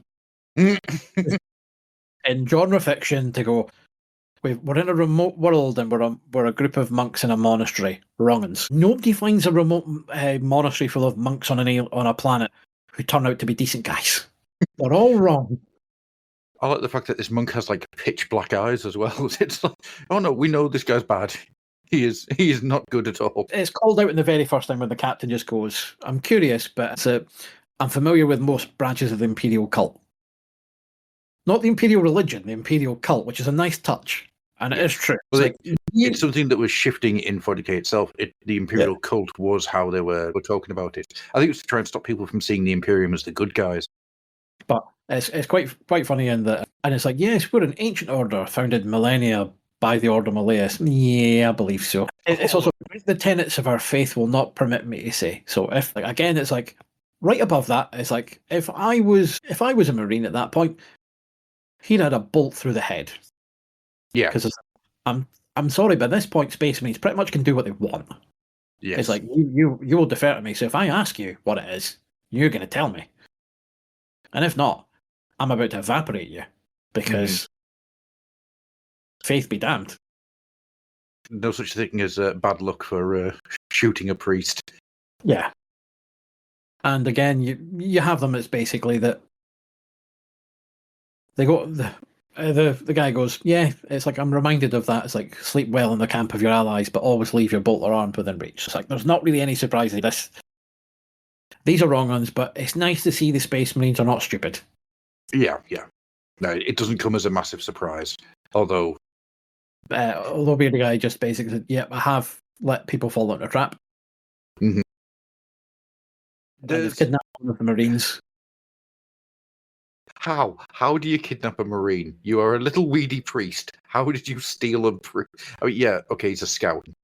But even so, he's still stronger than a normal human. Even out with the armor, it's like, again. I don't know how they did it. Okay, so there's good bits to this, there's bad bits to this, and I think I'm going to prefix this with what I really like. And what I really like is the continued use of negative space. I think there's a lot of really nice negative space, and I like it when the art gets a bit scratchier. What I find detracts is that the Marines themselves and a lot of the way that the people are rendered is a little too clean, and as a result, there's very little story comes through their actions, their movements, and their expressions. They've all got very similar expressions and very similar. All the movements seem very flat. And then you get the demon, which is full of movement, and it's got all of this, like, it's still got that little bit of flatness to it, but there's a lot more energy to him, and I don't understand what's going on. Well, let me preface that so counteract that point, because I agree the armor looks a little bit too clean, but the fact that the Space Marines look like that, in terms of the way they move being so flat and rigid, that's kind of the Space Marine way. They are very much here's the Bellicose Principia or whatever codex stuff it is, but it's like it's all very formalized. I have no problems with it being kind of a bloody because unless they've got the Black Rage, they are just going to be basically generic Marines. It's not like, had this been, say, Space Wolves, I'd be seeing I'd be looking for more frenetics. This kind of works because Marines are basically just robots. There is that. Because the whole point is you're brainwashing. This is what you do. This is what you do. This is what you do. So you're gonna have that. Like I say, I'd like messy or dirtier armor. Yeah, is a little too clean. So that stands. But the way they move and the way they all look kind of the same. Well, they all kind of do anyway, because you all end up based on the implants and what have you. All the various things. Yeah, they aren't. You might get the odd scar, a little bit facial hair here or there, but they are just basically, nondescript meat robots. Yeah, they've all grown into the giganticism based on the look of their Primarch. So yeah. So a little bit of that. I love the demon coming straight back out of the cover from Metallica's "Jump in the Fire" single. So I'm loving it. I assume it's meant to be a Khorne demon. Oh, it actually says yes. Great devourer, the first favorite of Khorne is made flesh again. Yeah. So basically, it's a great devourer, big and beefy, conveniently placed a balloon to avoid showing Demon Bobby. Yep, I like the fact that it's either word balloons, shadows, or he's just slightly off screen enough so you don't see big swinging knackers. It's great. The best bit of stealth Demon Bobby in any comic is the last part of ABC Warriors, the Black Hole. saga. Mm-hmm. If you have a look, the combined evilness of all the ABC warriors summoned by Deadlock is a big winged demon riding a big winged horse. There's Bobby there. You can see it. It's beautiful. It got in the comic even back then. There's a little stuff that Simon Bisley did that they had to get rid of. Lots of sweary words, lots of things, but somehow he managed to sneak in a bit of Demon Bobby. And for those who aren't Scottish, Bobby is a nickname for a man called Robert, also penis. Here ends Andrew's Culture Corner. But no, I quite like that to see. I like the way he's doing the Space Marines as being stiff and it's also a thing of that armor's not mobile despite what they try and tell you in the fiction. Physics doesn't work any other way than that's going to restrict movement. Yeah. That's how it has to be. And again, which is what he kind of does, because there's, if you look at the page where the Great Devourer gets unleashed, and you've got Leonatos firing to his side, but what he's having to do is do that rather than that, because he's got a dirty big pauldron on his shoulder, which means there's no way you're lifting that. No. I think it's not the movement that I've got a problem with. I think it's the plane of movement, where a good example is where you've got the Psyker, whose name I have completely forgotten. What's he called? He gets moided at the end. Yeah. The librarian. You've got a picture of him fighting the demon, and he's got his sword out to one side, and he's got his hand out. But it looks like he's just standing in that pose. It doesn't look like even though there's movement on the blade, it doesn't look like it's on a different perspective, if that makes sense. Yeah. It looks flat. And that's kind of where I think the problem is, that things don't feel like they're moving because everything feels like it's on one plane. Everybody's on like this one plane. Oh, and of course, the story ends when the librarian gets everybody teleported out. He looks like he's going to get feasted upon by the demon, and instead, full-blown exterminatus. And they all get blown to bits, and the planet gets completely wrecked. Eat it, planet. And I will say that all the exteriors of the ship from space are the best-looking panels. They're gorgeous. Just love the scratchy render and stuff. It's just great. Yeah. And again, there's no detail on the planet. It's just a big white orb. Again, it's where the using. I don't know. It kind of really throws everything else into a sharp relief. I will say, I thought this was a much better issue than the last one. I thought this entry is a hell of a lot better. There's a lot less of show don't tell, and there's a lot more of things happening. You are involved in the things happening around you rather than just being told about it. There's a lot there. There's a lot more energy to it. It's a lot better. I'm not feeling Bloodquest, which is kind of weird to me. But if it continues on this upward swing, then maybe as we get along, it does get better. It does get to what I remember it being. It always baffles me that the Ultramarines movie, when that thing was originally going to come out, it was going to be an adaptation of Bloodquest. Yeah. I mean, as I say, it does feel very episodic. Yes, which is right to be expected. Yeah. But it doesn't feel like it's like you've got the narration to give you the ongoing thread of the story, but it's very much this is it. But again, it's also the thing of you're trying to tell a complete enough story that's satisfying to read in one issue. Yes. But with a narrative, they'll make you come back. Here's my question for you. Why are they on the planet? Yeah. I mean, the obvious thing is they will be going to stock up on supplies and stuff, because that's what you do. But all it just is it takes you to the world of the Watch. Yeah. It's the world of Tarsis. It's a remote world. It's been many years since anyone, even greenskin marauders, have passed this way. Yeah, they just don't understand why they're there. I mean, clearly a supply run. Yeah. But it's a planet that was on their way, so they've landed on it. Very, very much kind of we have our ongoing narrative, but we're going to be stopping along the way to do X and Y. Mm-hmm. Yeah. But I'm looking at this last page, and this last page is gorgeous. It really is just absolutely stunning. It's the thing; it's not a showy page in terms of like terms of like big splash image or all that, but it's just so well rendered. Mm-hmm. Again, great sense of scale, sense of isolation at the end as well, with the ship and the beacon and what have you.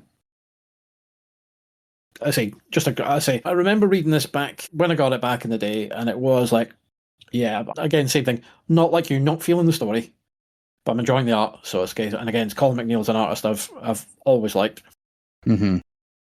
This is in his black and white sort of that he'd started doing with Shimura in the Meg, and continued on for a while.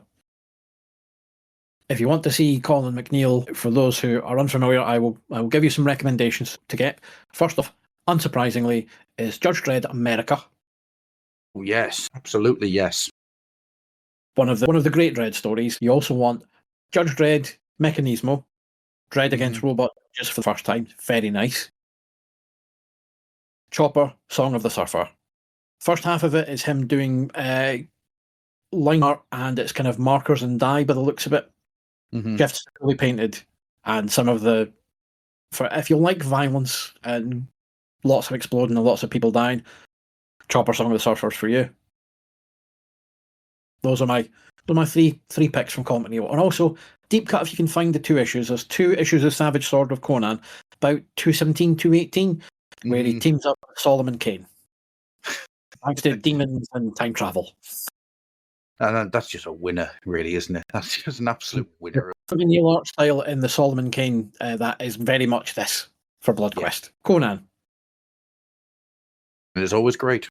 Yeah. Even the terrible TV series is great for reasons I can't explain. If you're familiar with Colin McNeil, those are ones to seek out and read. Yeah, I remember America very, very well. It's been a long time since I've read that, actually. I might have to go back to it. Really good stuff. Right then, shall we get into the final story? Now we'll hear more of the tale of Malice Darkblade, Dark Elf cursed by demons. Yes, Vampire Hunter Elric. Yep, I'm never going to be able to get away from that now. It is. It's just. Oh, sorry. Or should we just call him Vampire Hunter Delric? Delric, yes. On he's just known as VH Delric. Yep.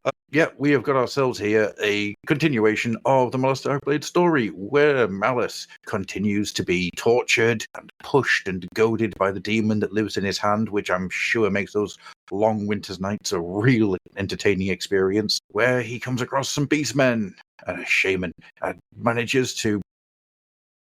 Do you remember the film Fire and Ice? Yes. Apparently just runs into... Was it Wolf, he's called, from Fire and Ice? Oh, yeah, the guy that was effectively sort of the Jaguar god, but not. Yeah, just kind of... Vampire Hunter Elric just wanders into Fire and Ice and kills Wolf from Fire and Ice, and then continues on his little merry way.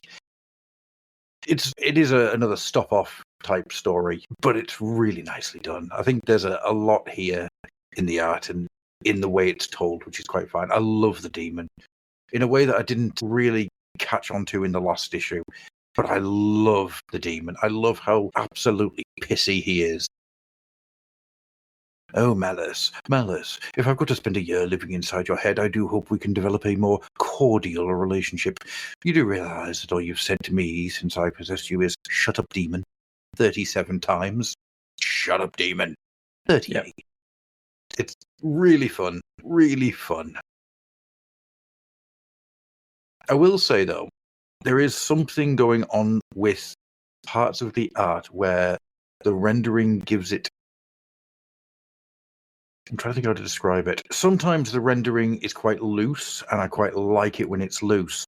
But then it gets weirdly tight at some bits, and it looks like it's been taken from another source, if that makes sense. Yeah. So, it's like when Malice is on the ground, face down, with his mouth open, I did it to teach you some manners, type moment. That looks like it's been drawn over from something else. I don't think it has, but it's just the way it's been rendered. Whilst the next 2 panels, they're a bit, I don't know, a bit looser, for want of a better term. I don't know. There's something that isn't sitting right with me on it from panel to panel. Can't quite put my finger on. It's the kind of thing, if you're going for kind of a painterly thing, as you will see, artists will do that. Sometimes it can be just as a case of it's more a time-saving thing, that the panels that are looser aren't meant to be looser. You just didn't have the time to tighten it up, but they're good enough. Because again, it's the whole point, as I touched on, it's not about pretty pictures, it's about telling me the story. Yeah. So you may want, and again, certain ones where you want to tighten up, you probably wanted to sell something, which is in that case the pain that the demon's causing him. What I like more about this is it's not as black as night, dark that the first issue was. Yes. Yeah, there's a lot more vibrancy in the background. There's a bit more range of the values in that, Yeah. which is quite nice. So it means it is a bit easier to follow. Because that was my biggest criticism of the art in the first one. Because I quite like this style. Again, I'm a fan of black and white comics, but it's when you make it too dark, it becomes too muddy. Its clarity of storytelling should be above everything else. Yes. You kind of have them sitting in their sort of buddy cop dynamic, and having a sarky, omniscient voice in the background lets you kind of hang a hat on anything in the story that you're. Because the story itself is, again, as we said, it's not anything earth shattering. So you can spice it up by someone just throwing shade throughout. Mm-hmm. Because if you didn't have the demon in this, and you just had him on a quest for that relic for whatever reasons, but you didn't have, or say you had to do it for the demon, but the demon wasn't in his body. Yeah. This would be quite dry. It would. And the characterization of the demon is tons of fun. There's something weird here, and I want to see if you've picked up on it as well.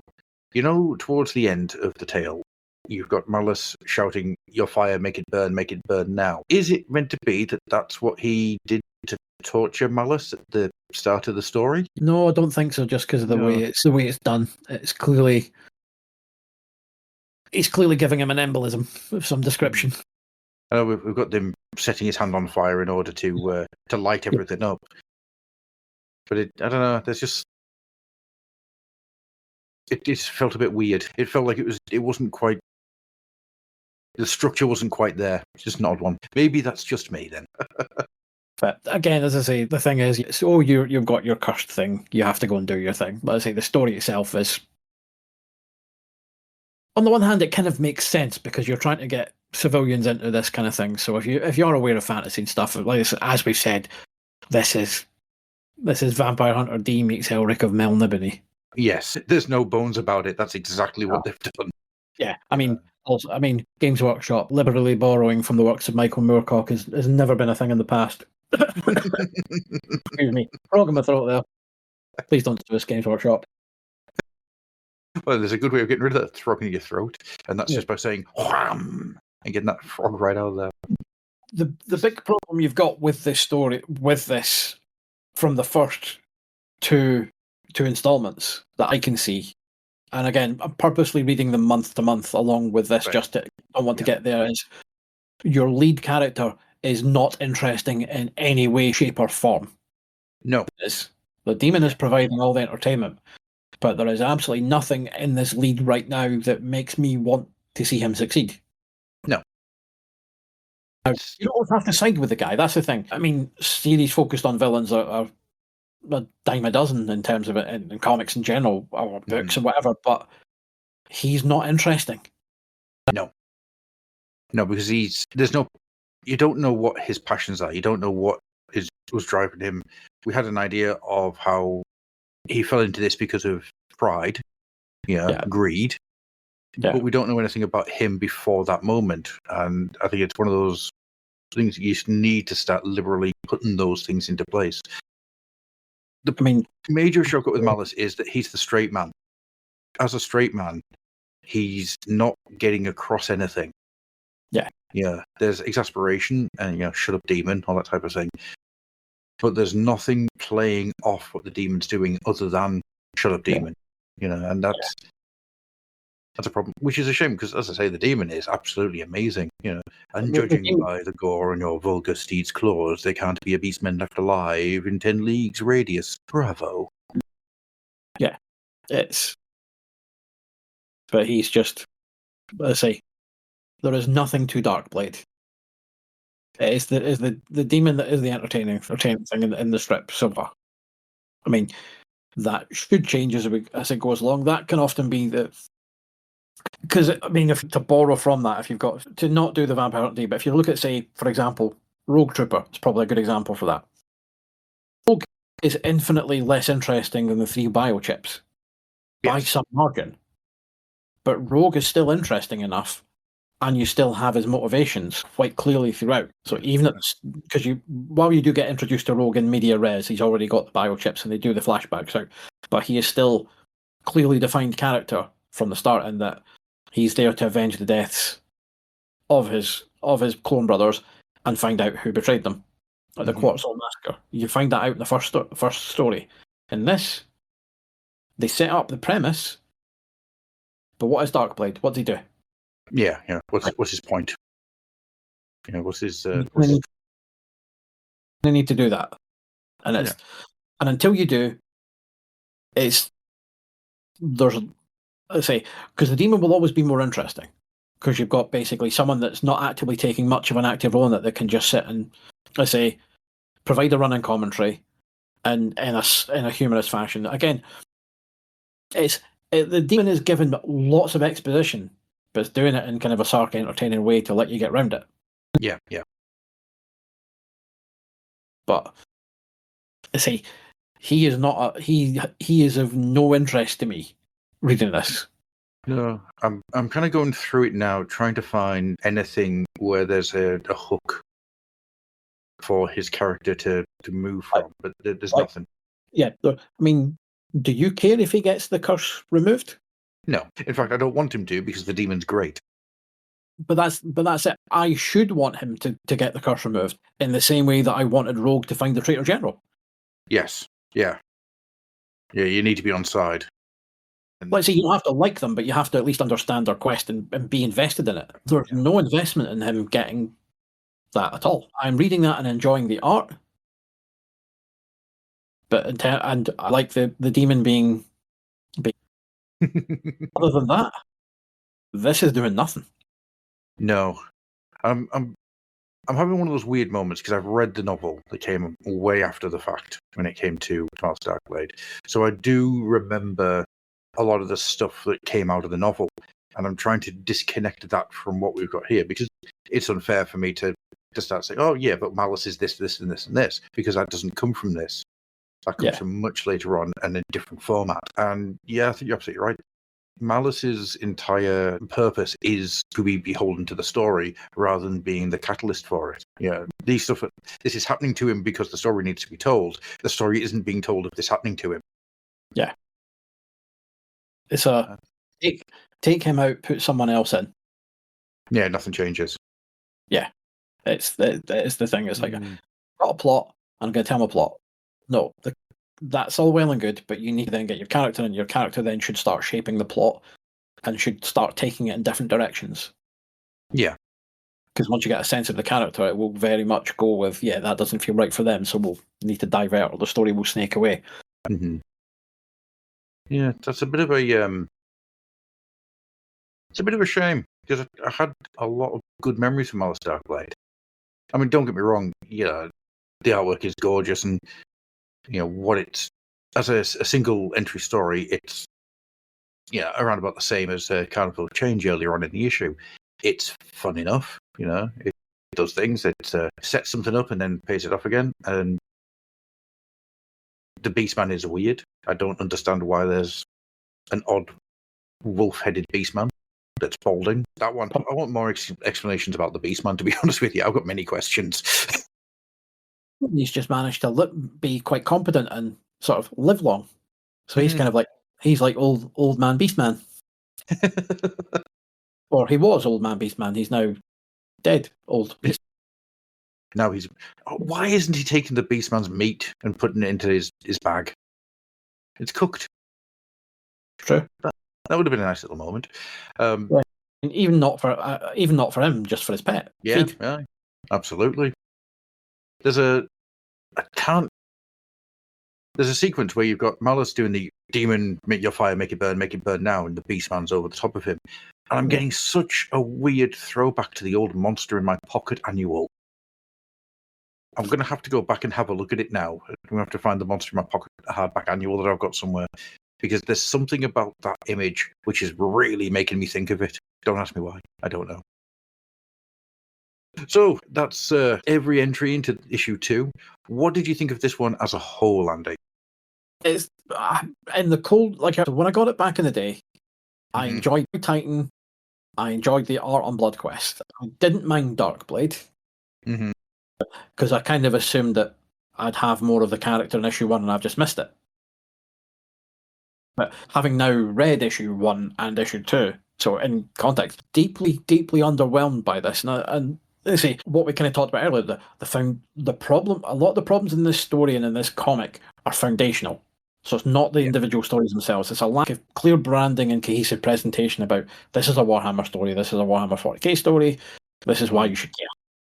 Yeah. So you're hamstrung right from the get go. The art on all 4 stories is great. I have no problems with it. Like I say, a lot of my criticisms from issue 1 for Darkblade are addressed in this issue. Bloodquest art is probably my favourite. I love Colin McNeil anyway, but it's just got the best balance between, in a black and white story, still giving you enough white on it. Let's say Titan was good. As I say, we talked about kind of the assembly shots, the claustrophobic art inside the Titan, as opposed to the expansive exterior shots. Really good. Very, very subtle storytelling, but it sells scale in both aspects of it. Carnival of Change was, I say, nice bit of fluff. Could have done with it, as I said, either an additional page or perhaps the Sigmar guy's 1 page mourning in his church chopped a little bit, give you a bit more elsewhere. Yeah. Again, just a little bit of a letdown. It is. And don't get me wrong, Titan excites me. I'm so happy to get back into Titan. And when we get to Demonifuge later on, I know I'm gonna. Oh God, you're not gonna be able to stop me. I will. Again, Kev Walker and all that, which I will wax masturbatory about his work on the ABC Warriors to Judge Anderson at length. So you've got that to look forward to, gentle listener. Oh yes. I think there's 2 things that kind of spring to mind here. When I was going through this, one, would this have been better as a color comic? And I think something like Carnival of Change might have worked better in color. Titan desperately does not need to be in color ever. It is gorgeous in black and white and shouldn't ever be changed. Bloodquest, maybe. I can be swayed either way on that one. Malice, I think. Haven't seen Colin McNeil's painted artwork? Yes, please. Can we? Thank you.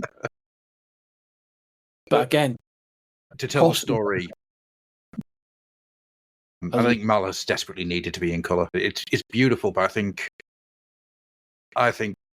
if it was in color, a lot of the I think it would pop more. You wouldn't worry too much about other parts of the story because it would look so good. Does that make sense? In terms of that, this is something we probably want to revisit around issue 4 or 5. Now, the reason for that is most comics will be printed at about 3 months, or the art and all that be done at a minimum of 3 months before it hits the shelves. Yeah. So around issue 4 or 5, you should be seeing artwork being produced after issue 1 has come out. Mm-hmm. So you may see some slight changes to the presentation on the ongoing ones, because they'll then be able to see. Because the problem, one of the things is, if you're doing artwork, is you will do it however, whatever material you're doing, but you won't know how it looks exactly until you see it in print in its final form, and you won't see that until it's actually being printed. So there is a lot of, you can find that artists will then look at it and say, oh, I'm putting too much detail in here, it's getting a bit muddy. Because bearing in mind, most original art, you'll be working at least 1.5 to 2 times the size that it's being printed at. For those that don't know how comic art gets produced, that's how it's done. You then have the ability to go, here's your comp for issue 1. Yeah, that didn't look, that was a bit muddy. Let me tweak that.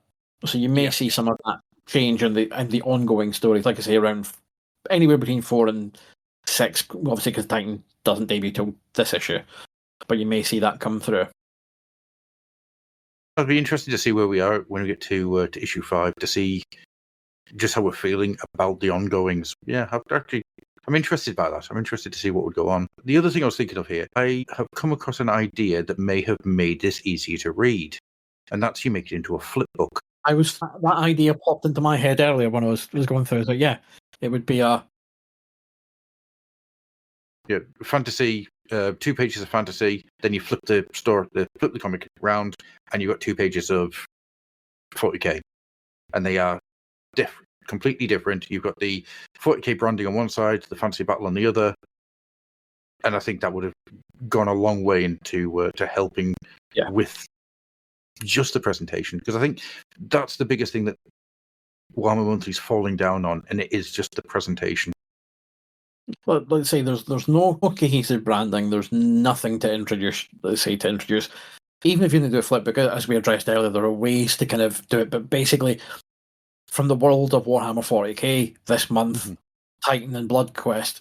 From the worlds of Warhammer Fantasy, Darkblade, and Carnival of Change. It's simple bits that just because while we know this because we were into it, you can't assume everyone else does. You have to kind of, and it's a horrible way to say it, but you have to assume that at some point you're dealing with idiots.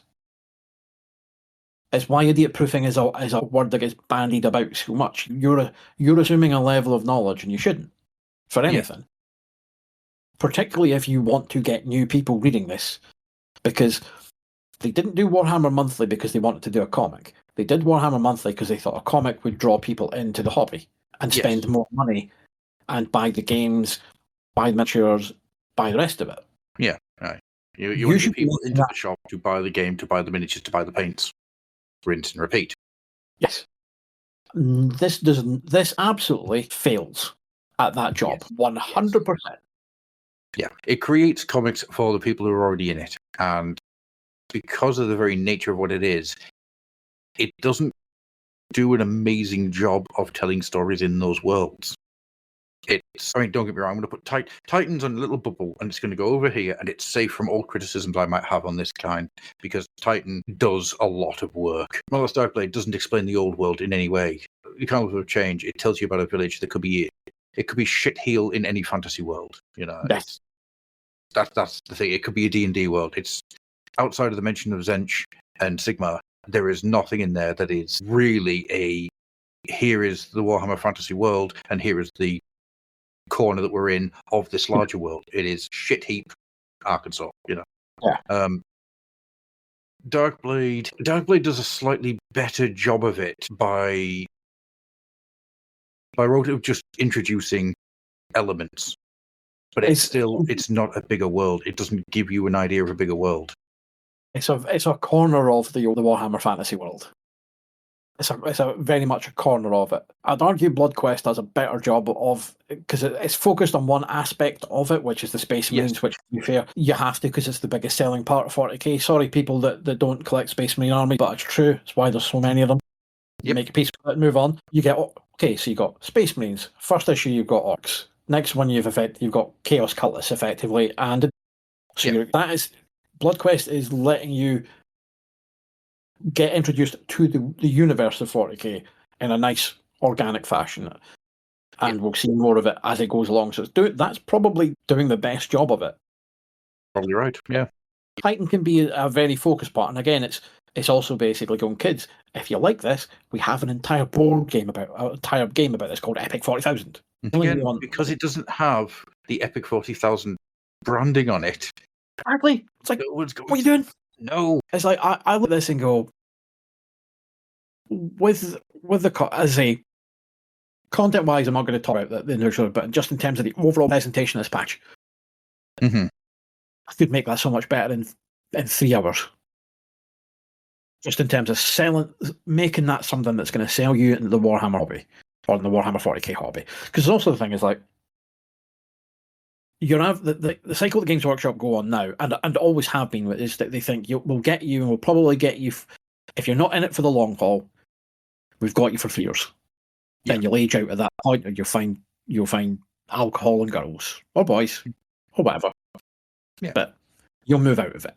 They're kind of going for that. So you've got a limited window in which case to hook people that will go in. But none of that tells me we need to go to a Games Workshop store and pick up Titan. No. Now, we're running off scans here to peek behind the curtain a little bit. So there might be a page or two in there which is the adventure continues on the tabletop that hasn't been placed into the scans. I don't remember them being there. because there's 34 pages in this scan file, so it's 36. Now I know the back cover generally had an advert for the next issue with the next cover, and I think the other page will probably have a thing about potentially maybe a subscription or something. I cannot remember. Maybe a little bit about mail order, but they only effectively had one page. Just opening it up. Just have a look to see if. No. Yeah, it's all next issues with the occasional, also from the Black Library, which is slightly better, but there's still no actual. Yeah, like I say, this should have been. If you were to do a flip book, you'd probably have to trim a couple of pages from stories to get room to breathe. I'm not saying that the flip book is a bad idea, but I'd also I'd err away from that, but because I think you can do it with just better branding in terms of what it is and what you're selling. Yeah. And again, like you say, just to say from the pages for striding off the tabletop from Epic 40,000. Yes. And it baffles me, and I'm annoyed actually. I'm truly annoyed that I didn't register that's not in there. But yeah, I'm going through a couple of different the different issues here and just looking at the back covers and things, and yep, there is nothing. There is absolutely nothing that registers as an advert for nothing. Absolutely nothing on anything for the next 10 issues which advertises Warhammer as a tabletop hobby. Yeah. Or, there's no Worlds of Warhammer, you're going to get quite far on before you even get to, like, the Black Library stuff. Yeah. So, it's just, I mean, it got, so let's be clear, it got 86 issues. So let's be clear, where it managed to land it for a while, but it could have done so much better early doors. Yeah. I think there's a lot of issue here of not really being sure what it is they were trying to do.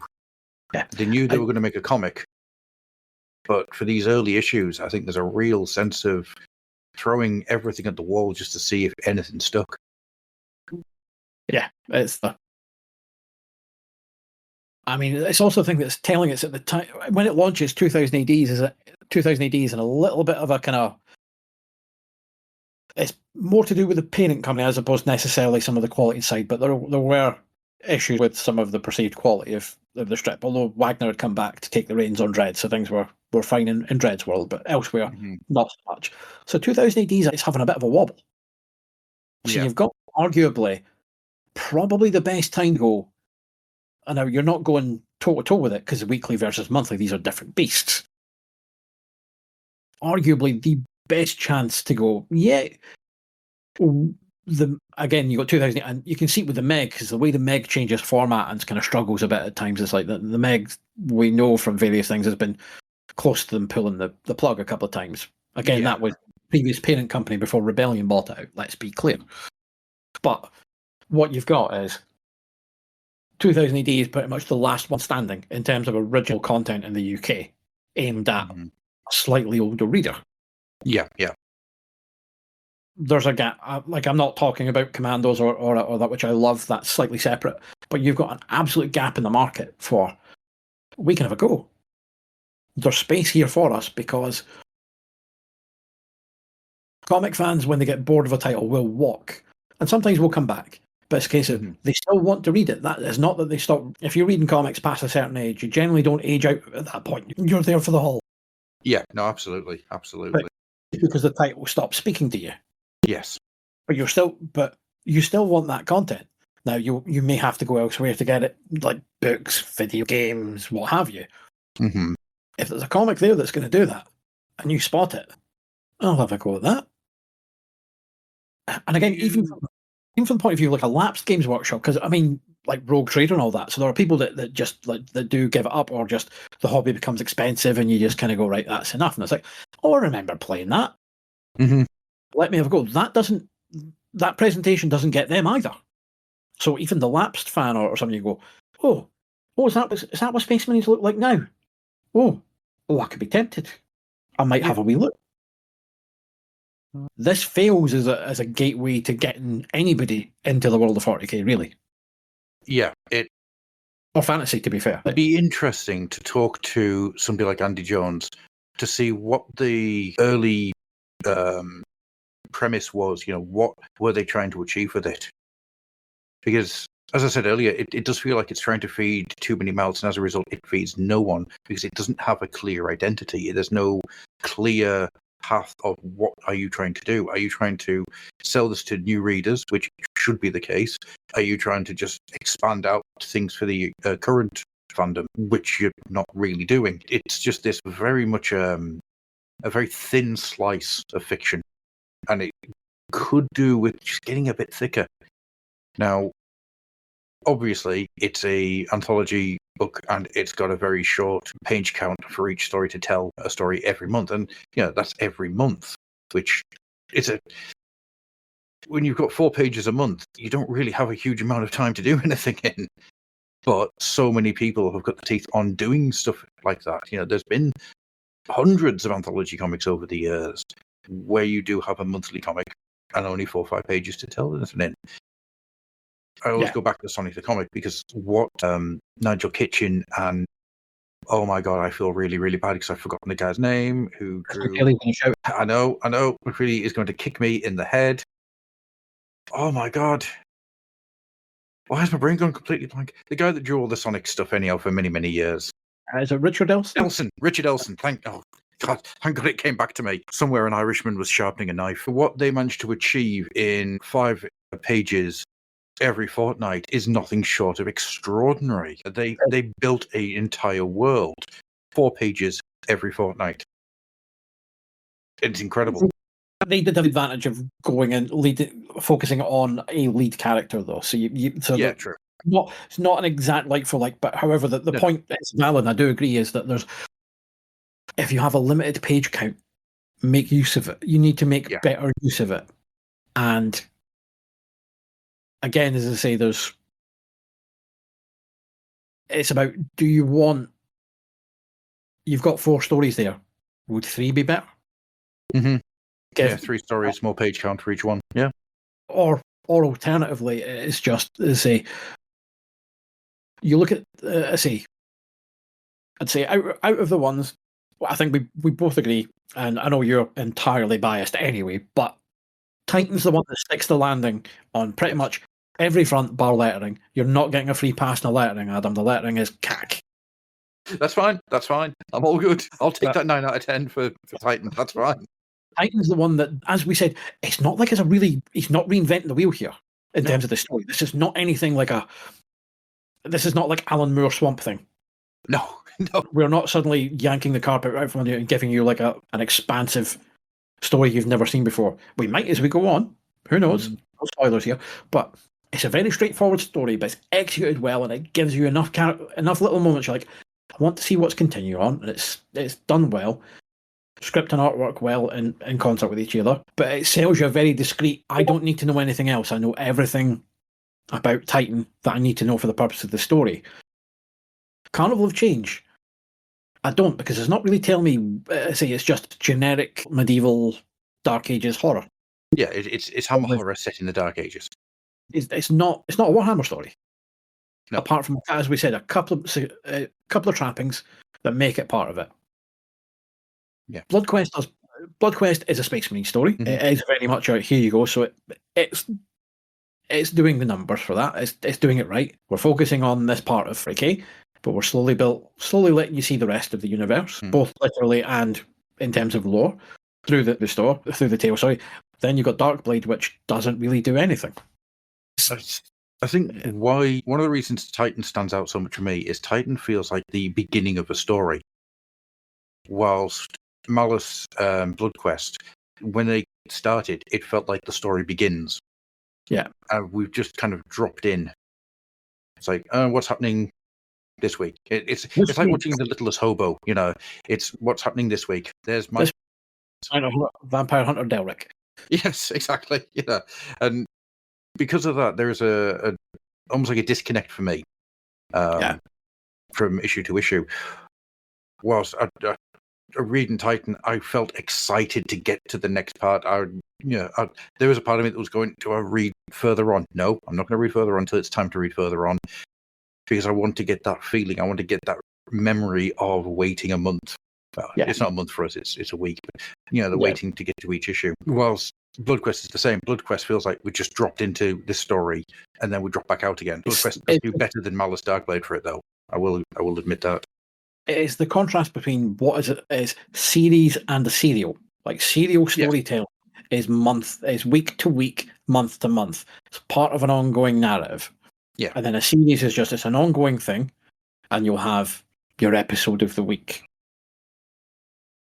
Probably your best example in popular culture in terms of that's a series, except for the last 10 episodes of Deep Space Nine, which is a serial because you need to watch them all one after the other. Yes. Yeah, that's a very good way of putting it. Actually, yeah, I agree with that.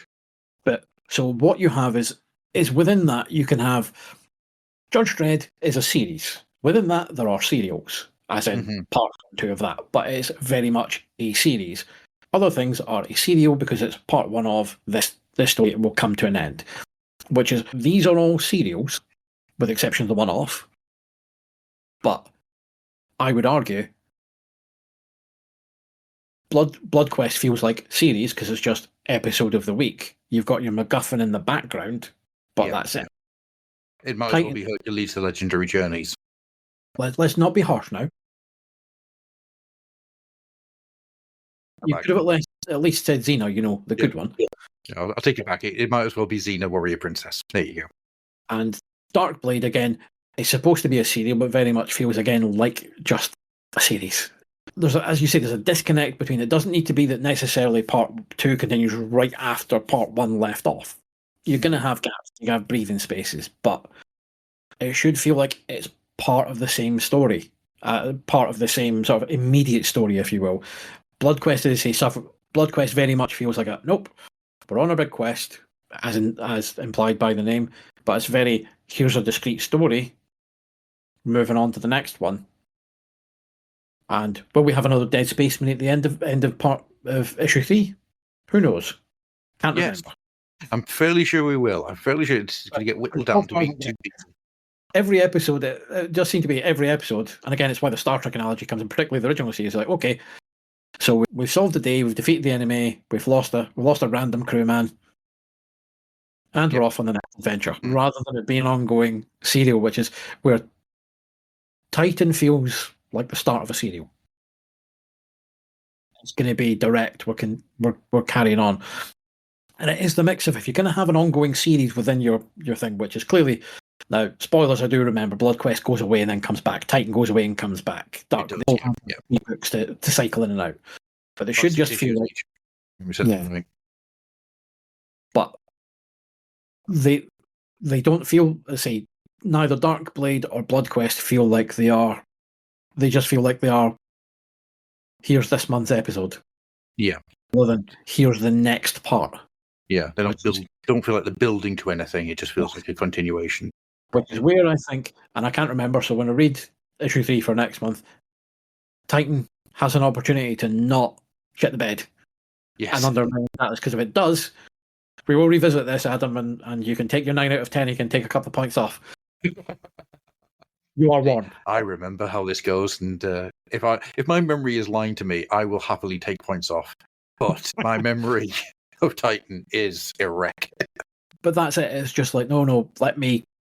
I say, there's, in the cold hard light of day, if the me of now had picked this up rather than me, that I'd probably still pick it up for the Colin McNeil art.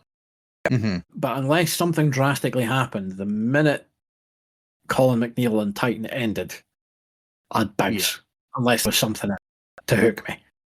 Well, I mean, we've got Demonofuge coming in the next, I think it's issue 5, Demonofuge arrives. I'm just trying to remember off the top of my head. Because I know we'll get Jericho again. Well, Jericho does come back. What is there to look forward to? Shadowfast is coming in the not too distant.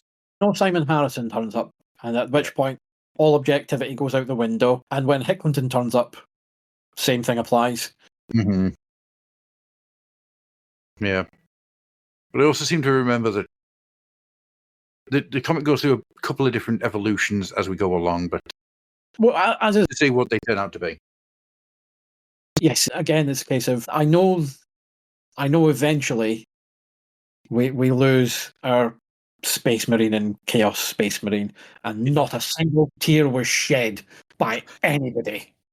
But mate, I think that's somewhere in like the 30s that they fuck off. We've got a long way to go before they go. It's At dark times, but we know at the end of that particular tunnel, so we're good. Yeah.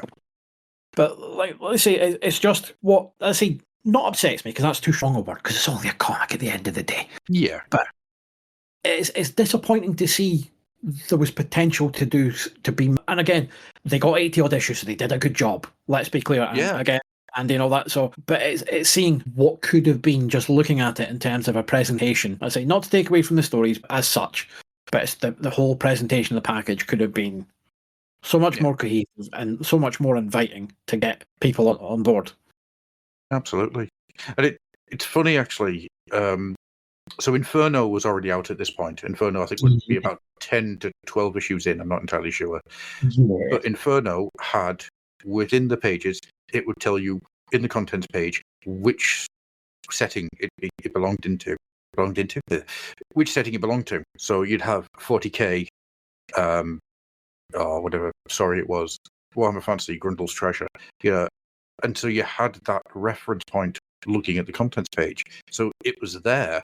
So why they didn't do it for Warhammer Monthly, I do not understand.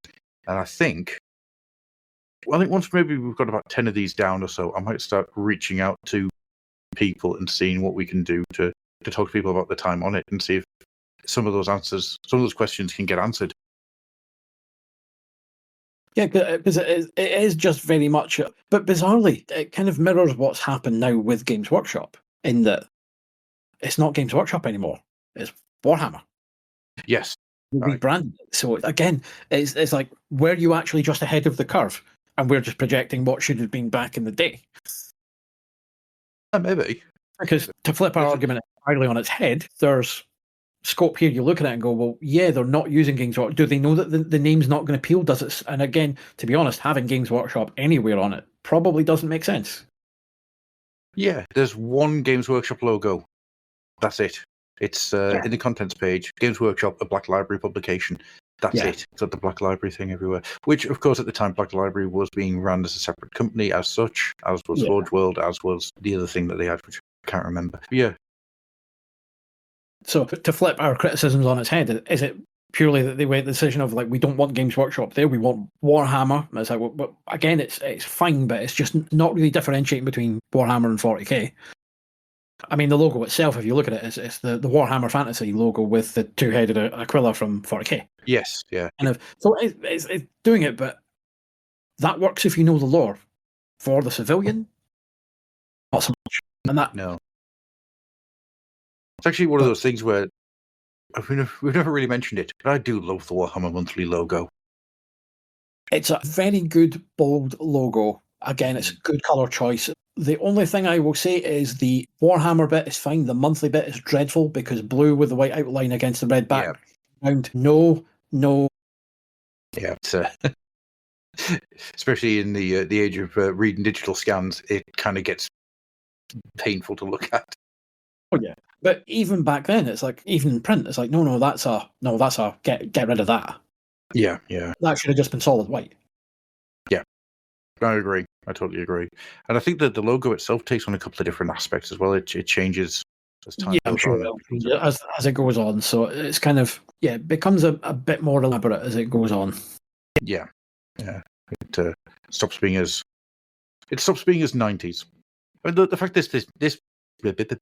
this comic continued until 2004. You know, that a British comic surviving the turn of the millennium and getting a few more years, another 4 years after the fact, is actually quite impressive. I think. You know, I didn't realize. So I must have dropped out of about 2001, 2002, if not even before. So it is impressive that it managed to survive for that long. Yeah, 2004. British comics were not in a good place.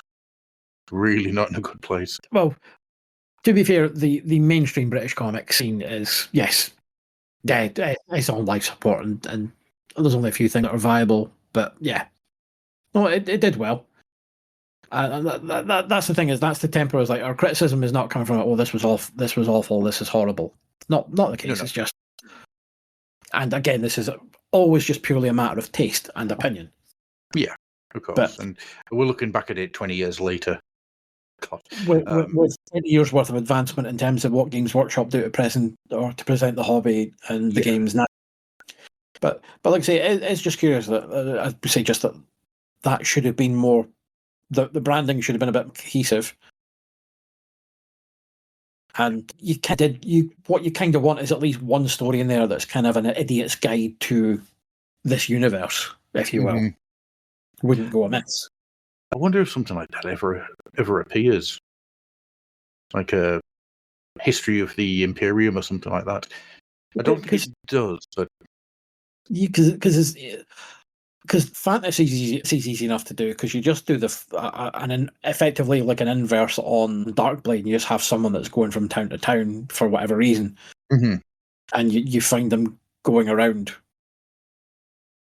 Because the whole point of the Darkblade, and I can't really say I'm purposely haven't reread any of this to remember, but you do have the opportunity of it being a quest to then go again, which is my Bloodquest there, because you can go through all the various bits of the universe. Yeah, you can see all the different baddies. With this, it does very much feel 2 issues in, we've dealt with Chaos, we've dealt with Dark Elves, we're still dealing with Chaos.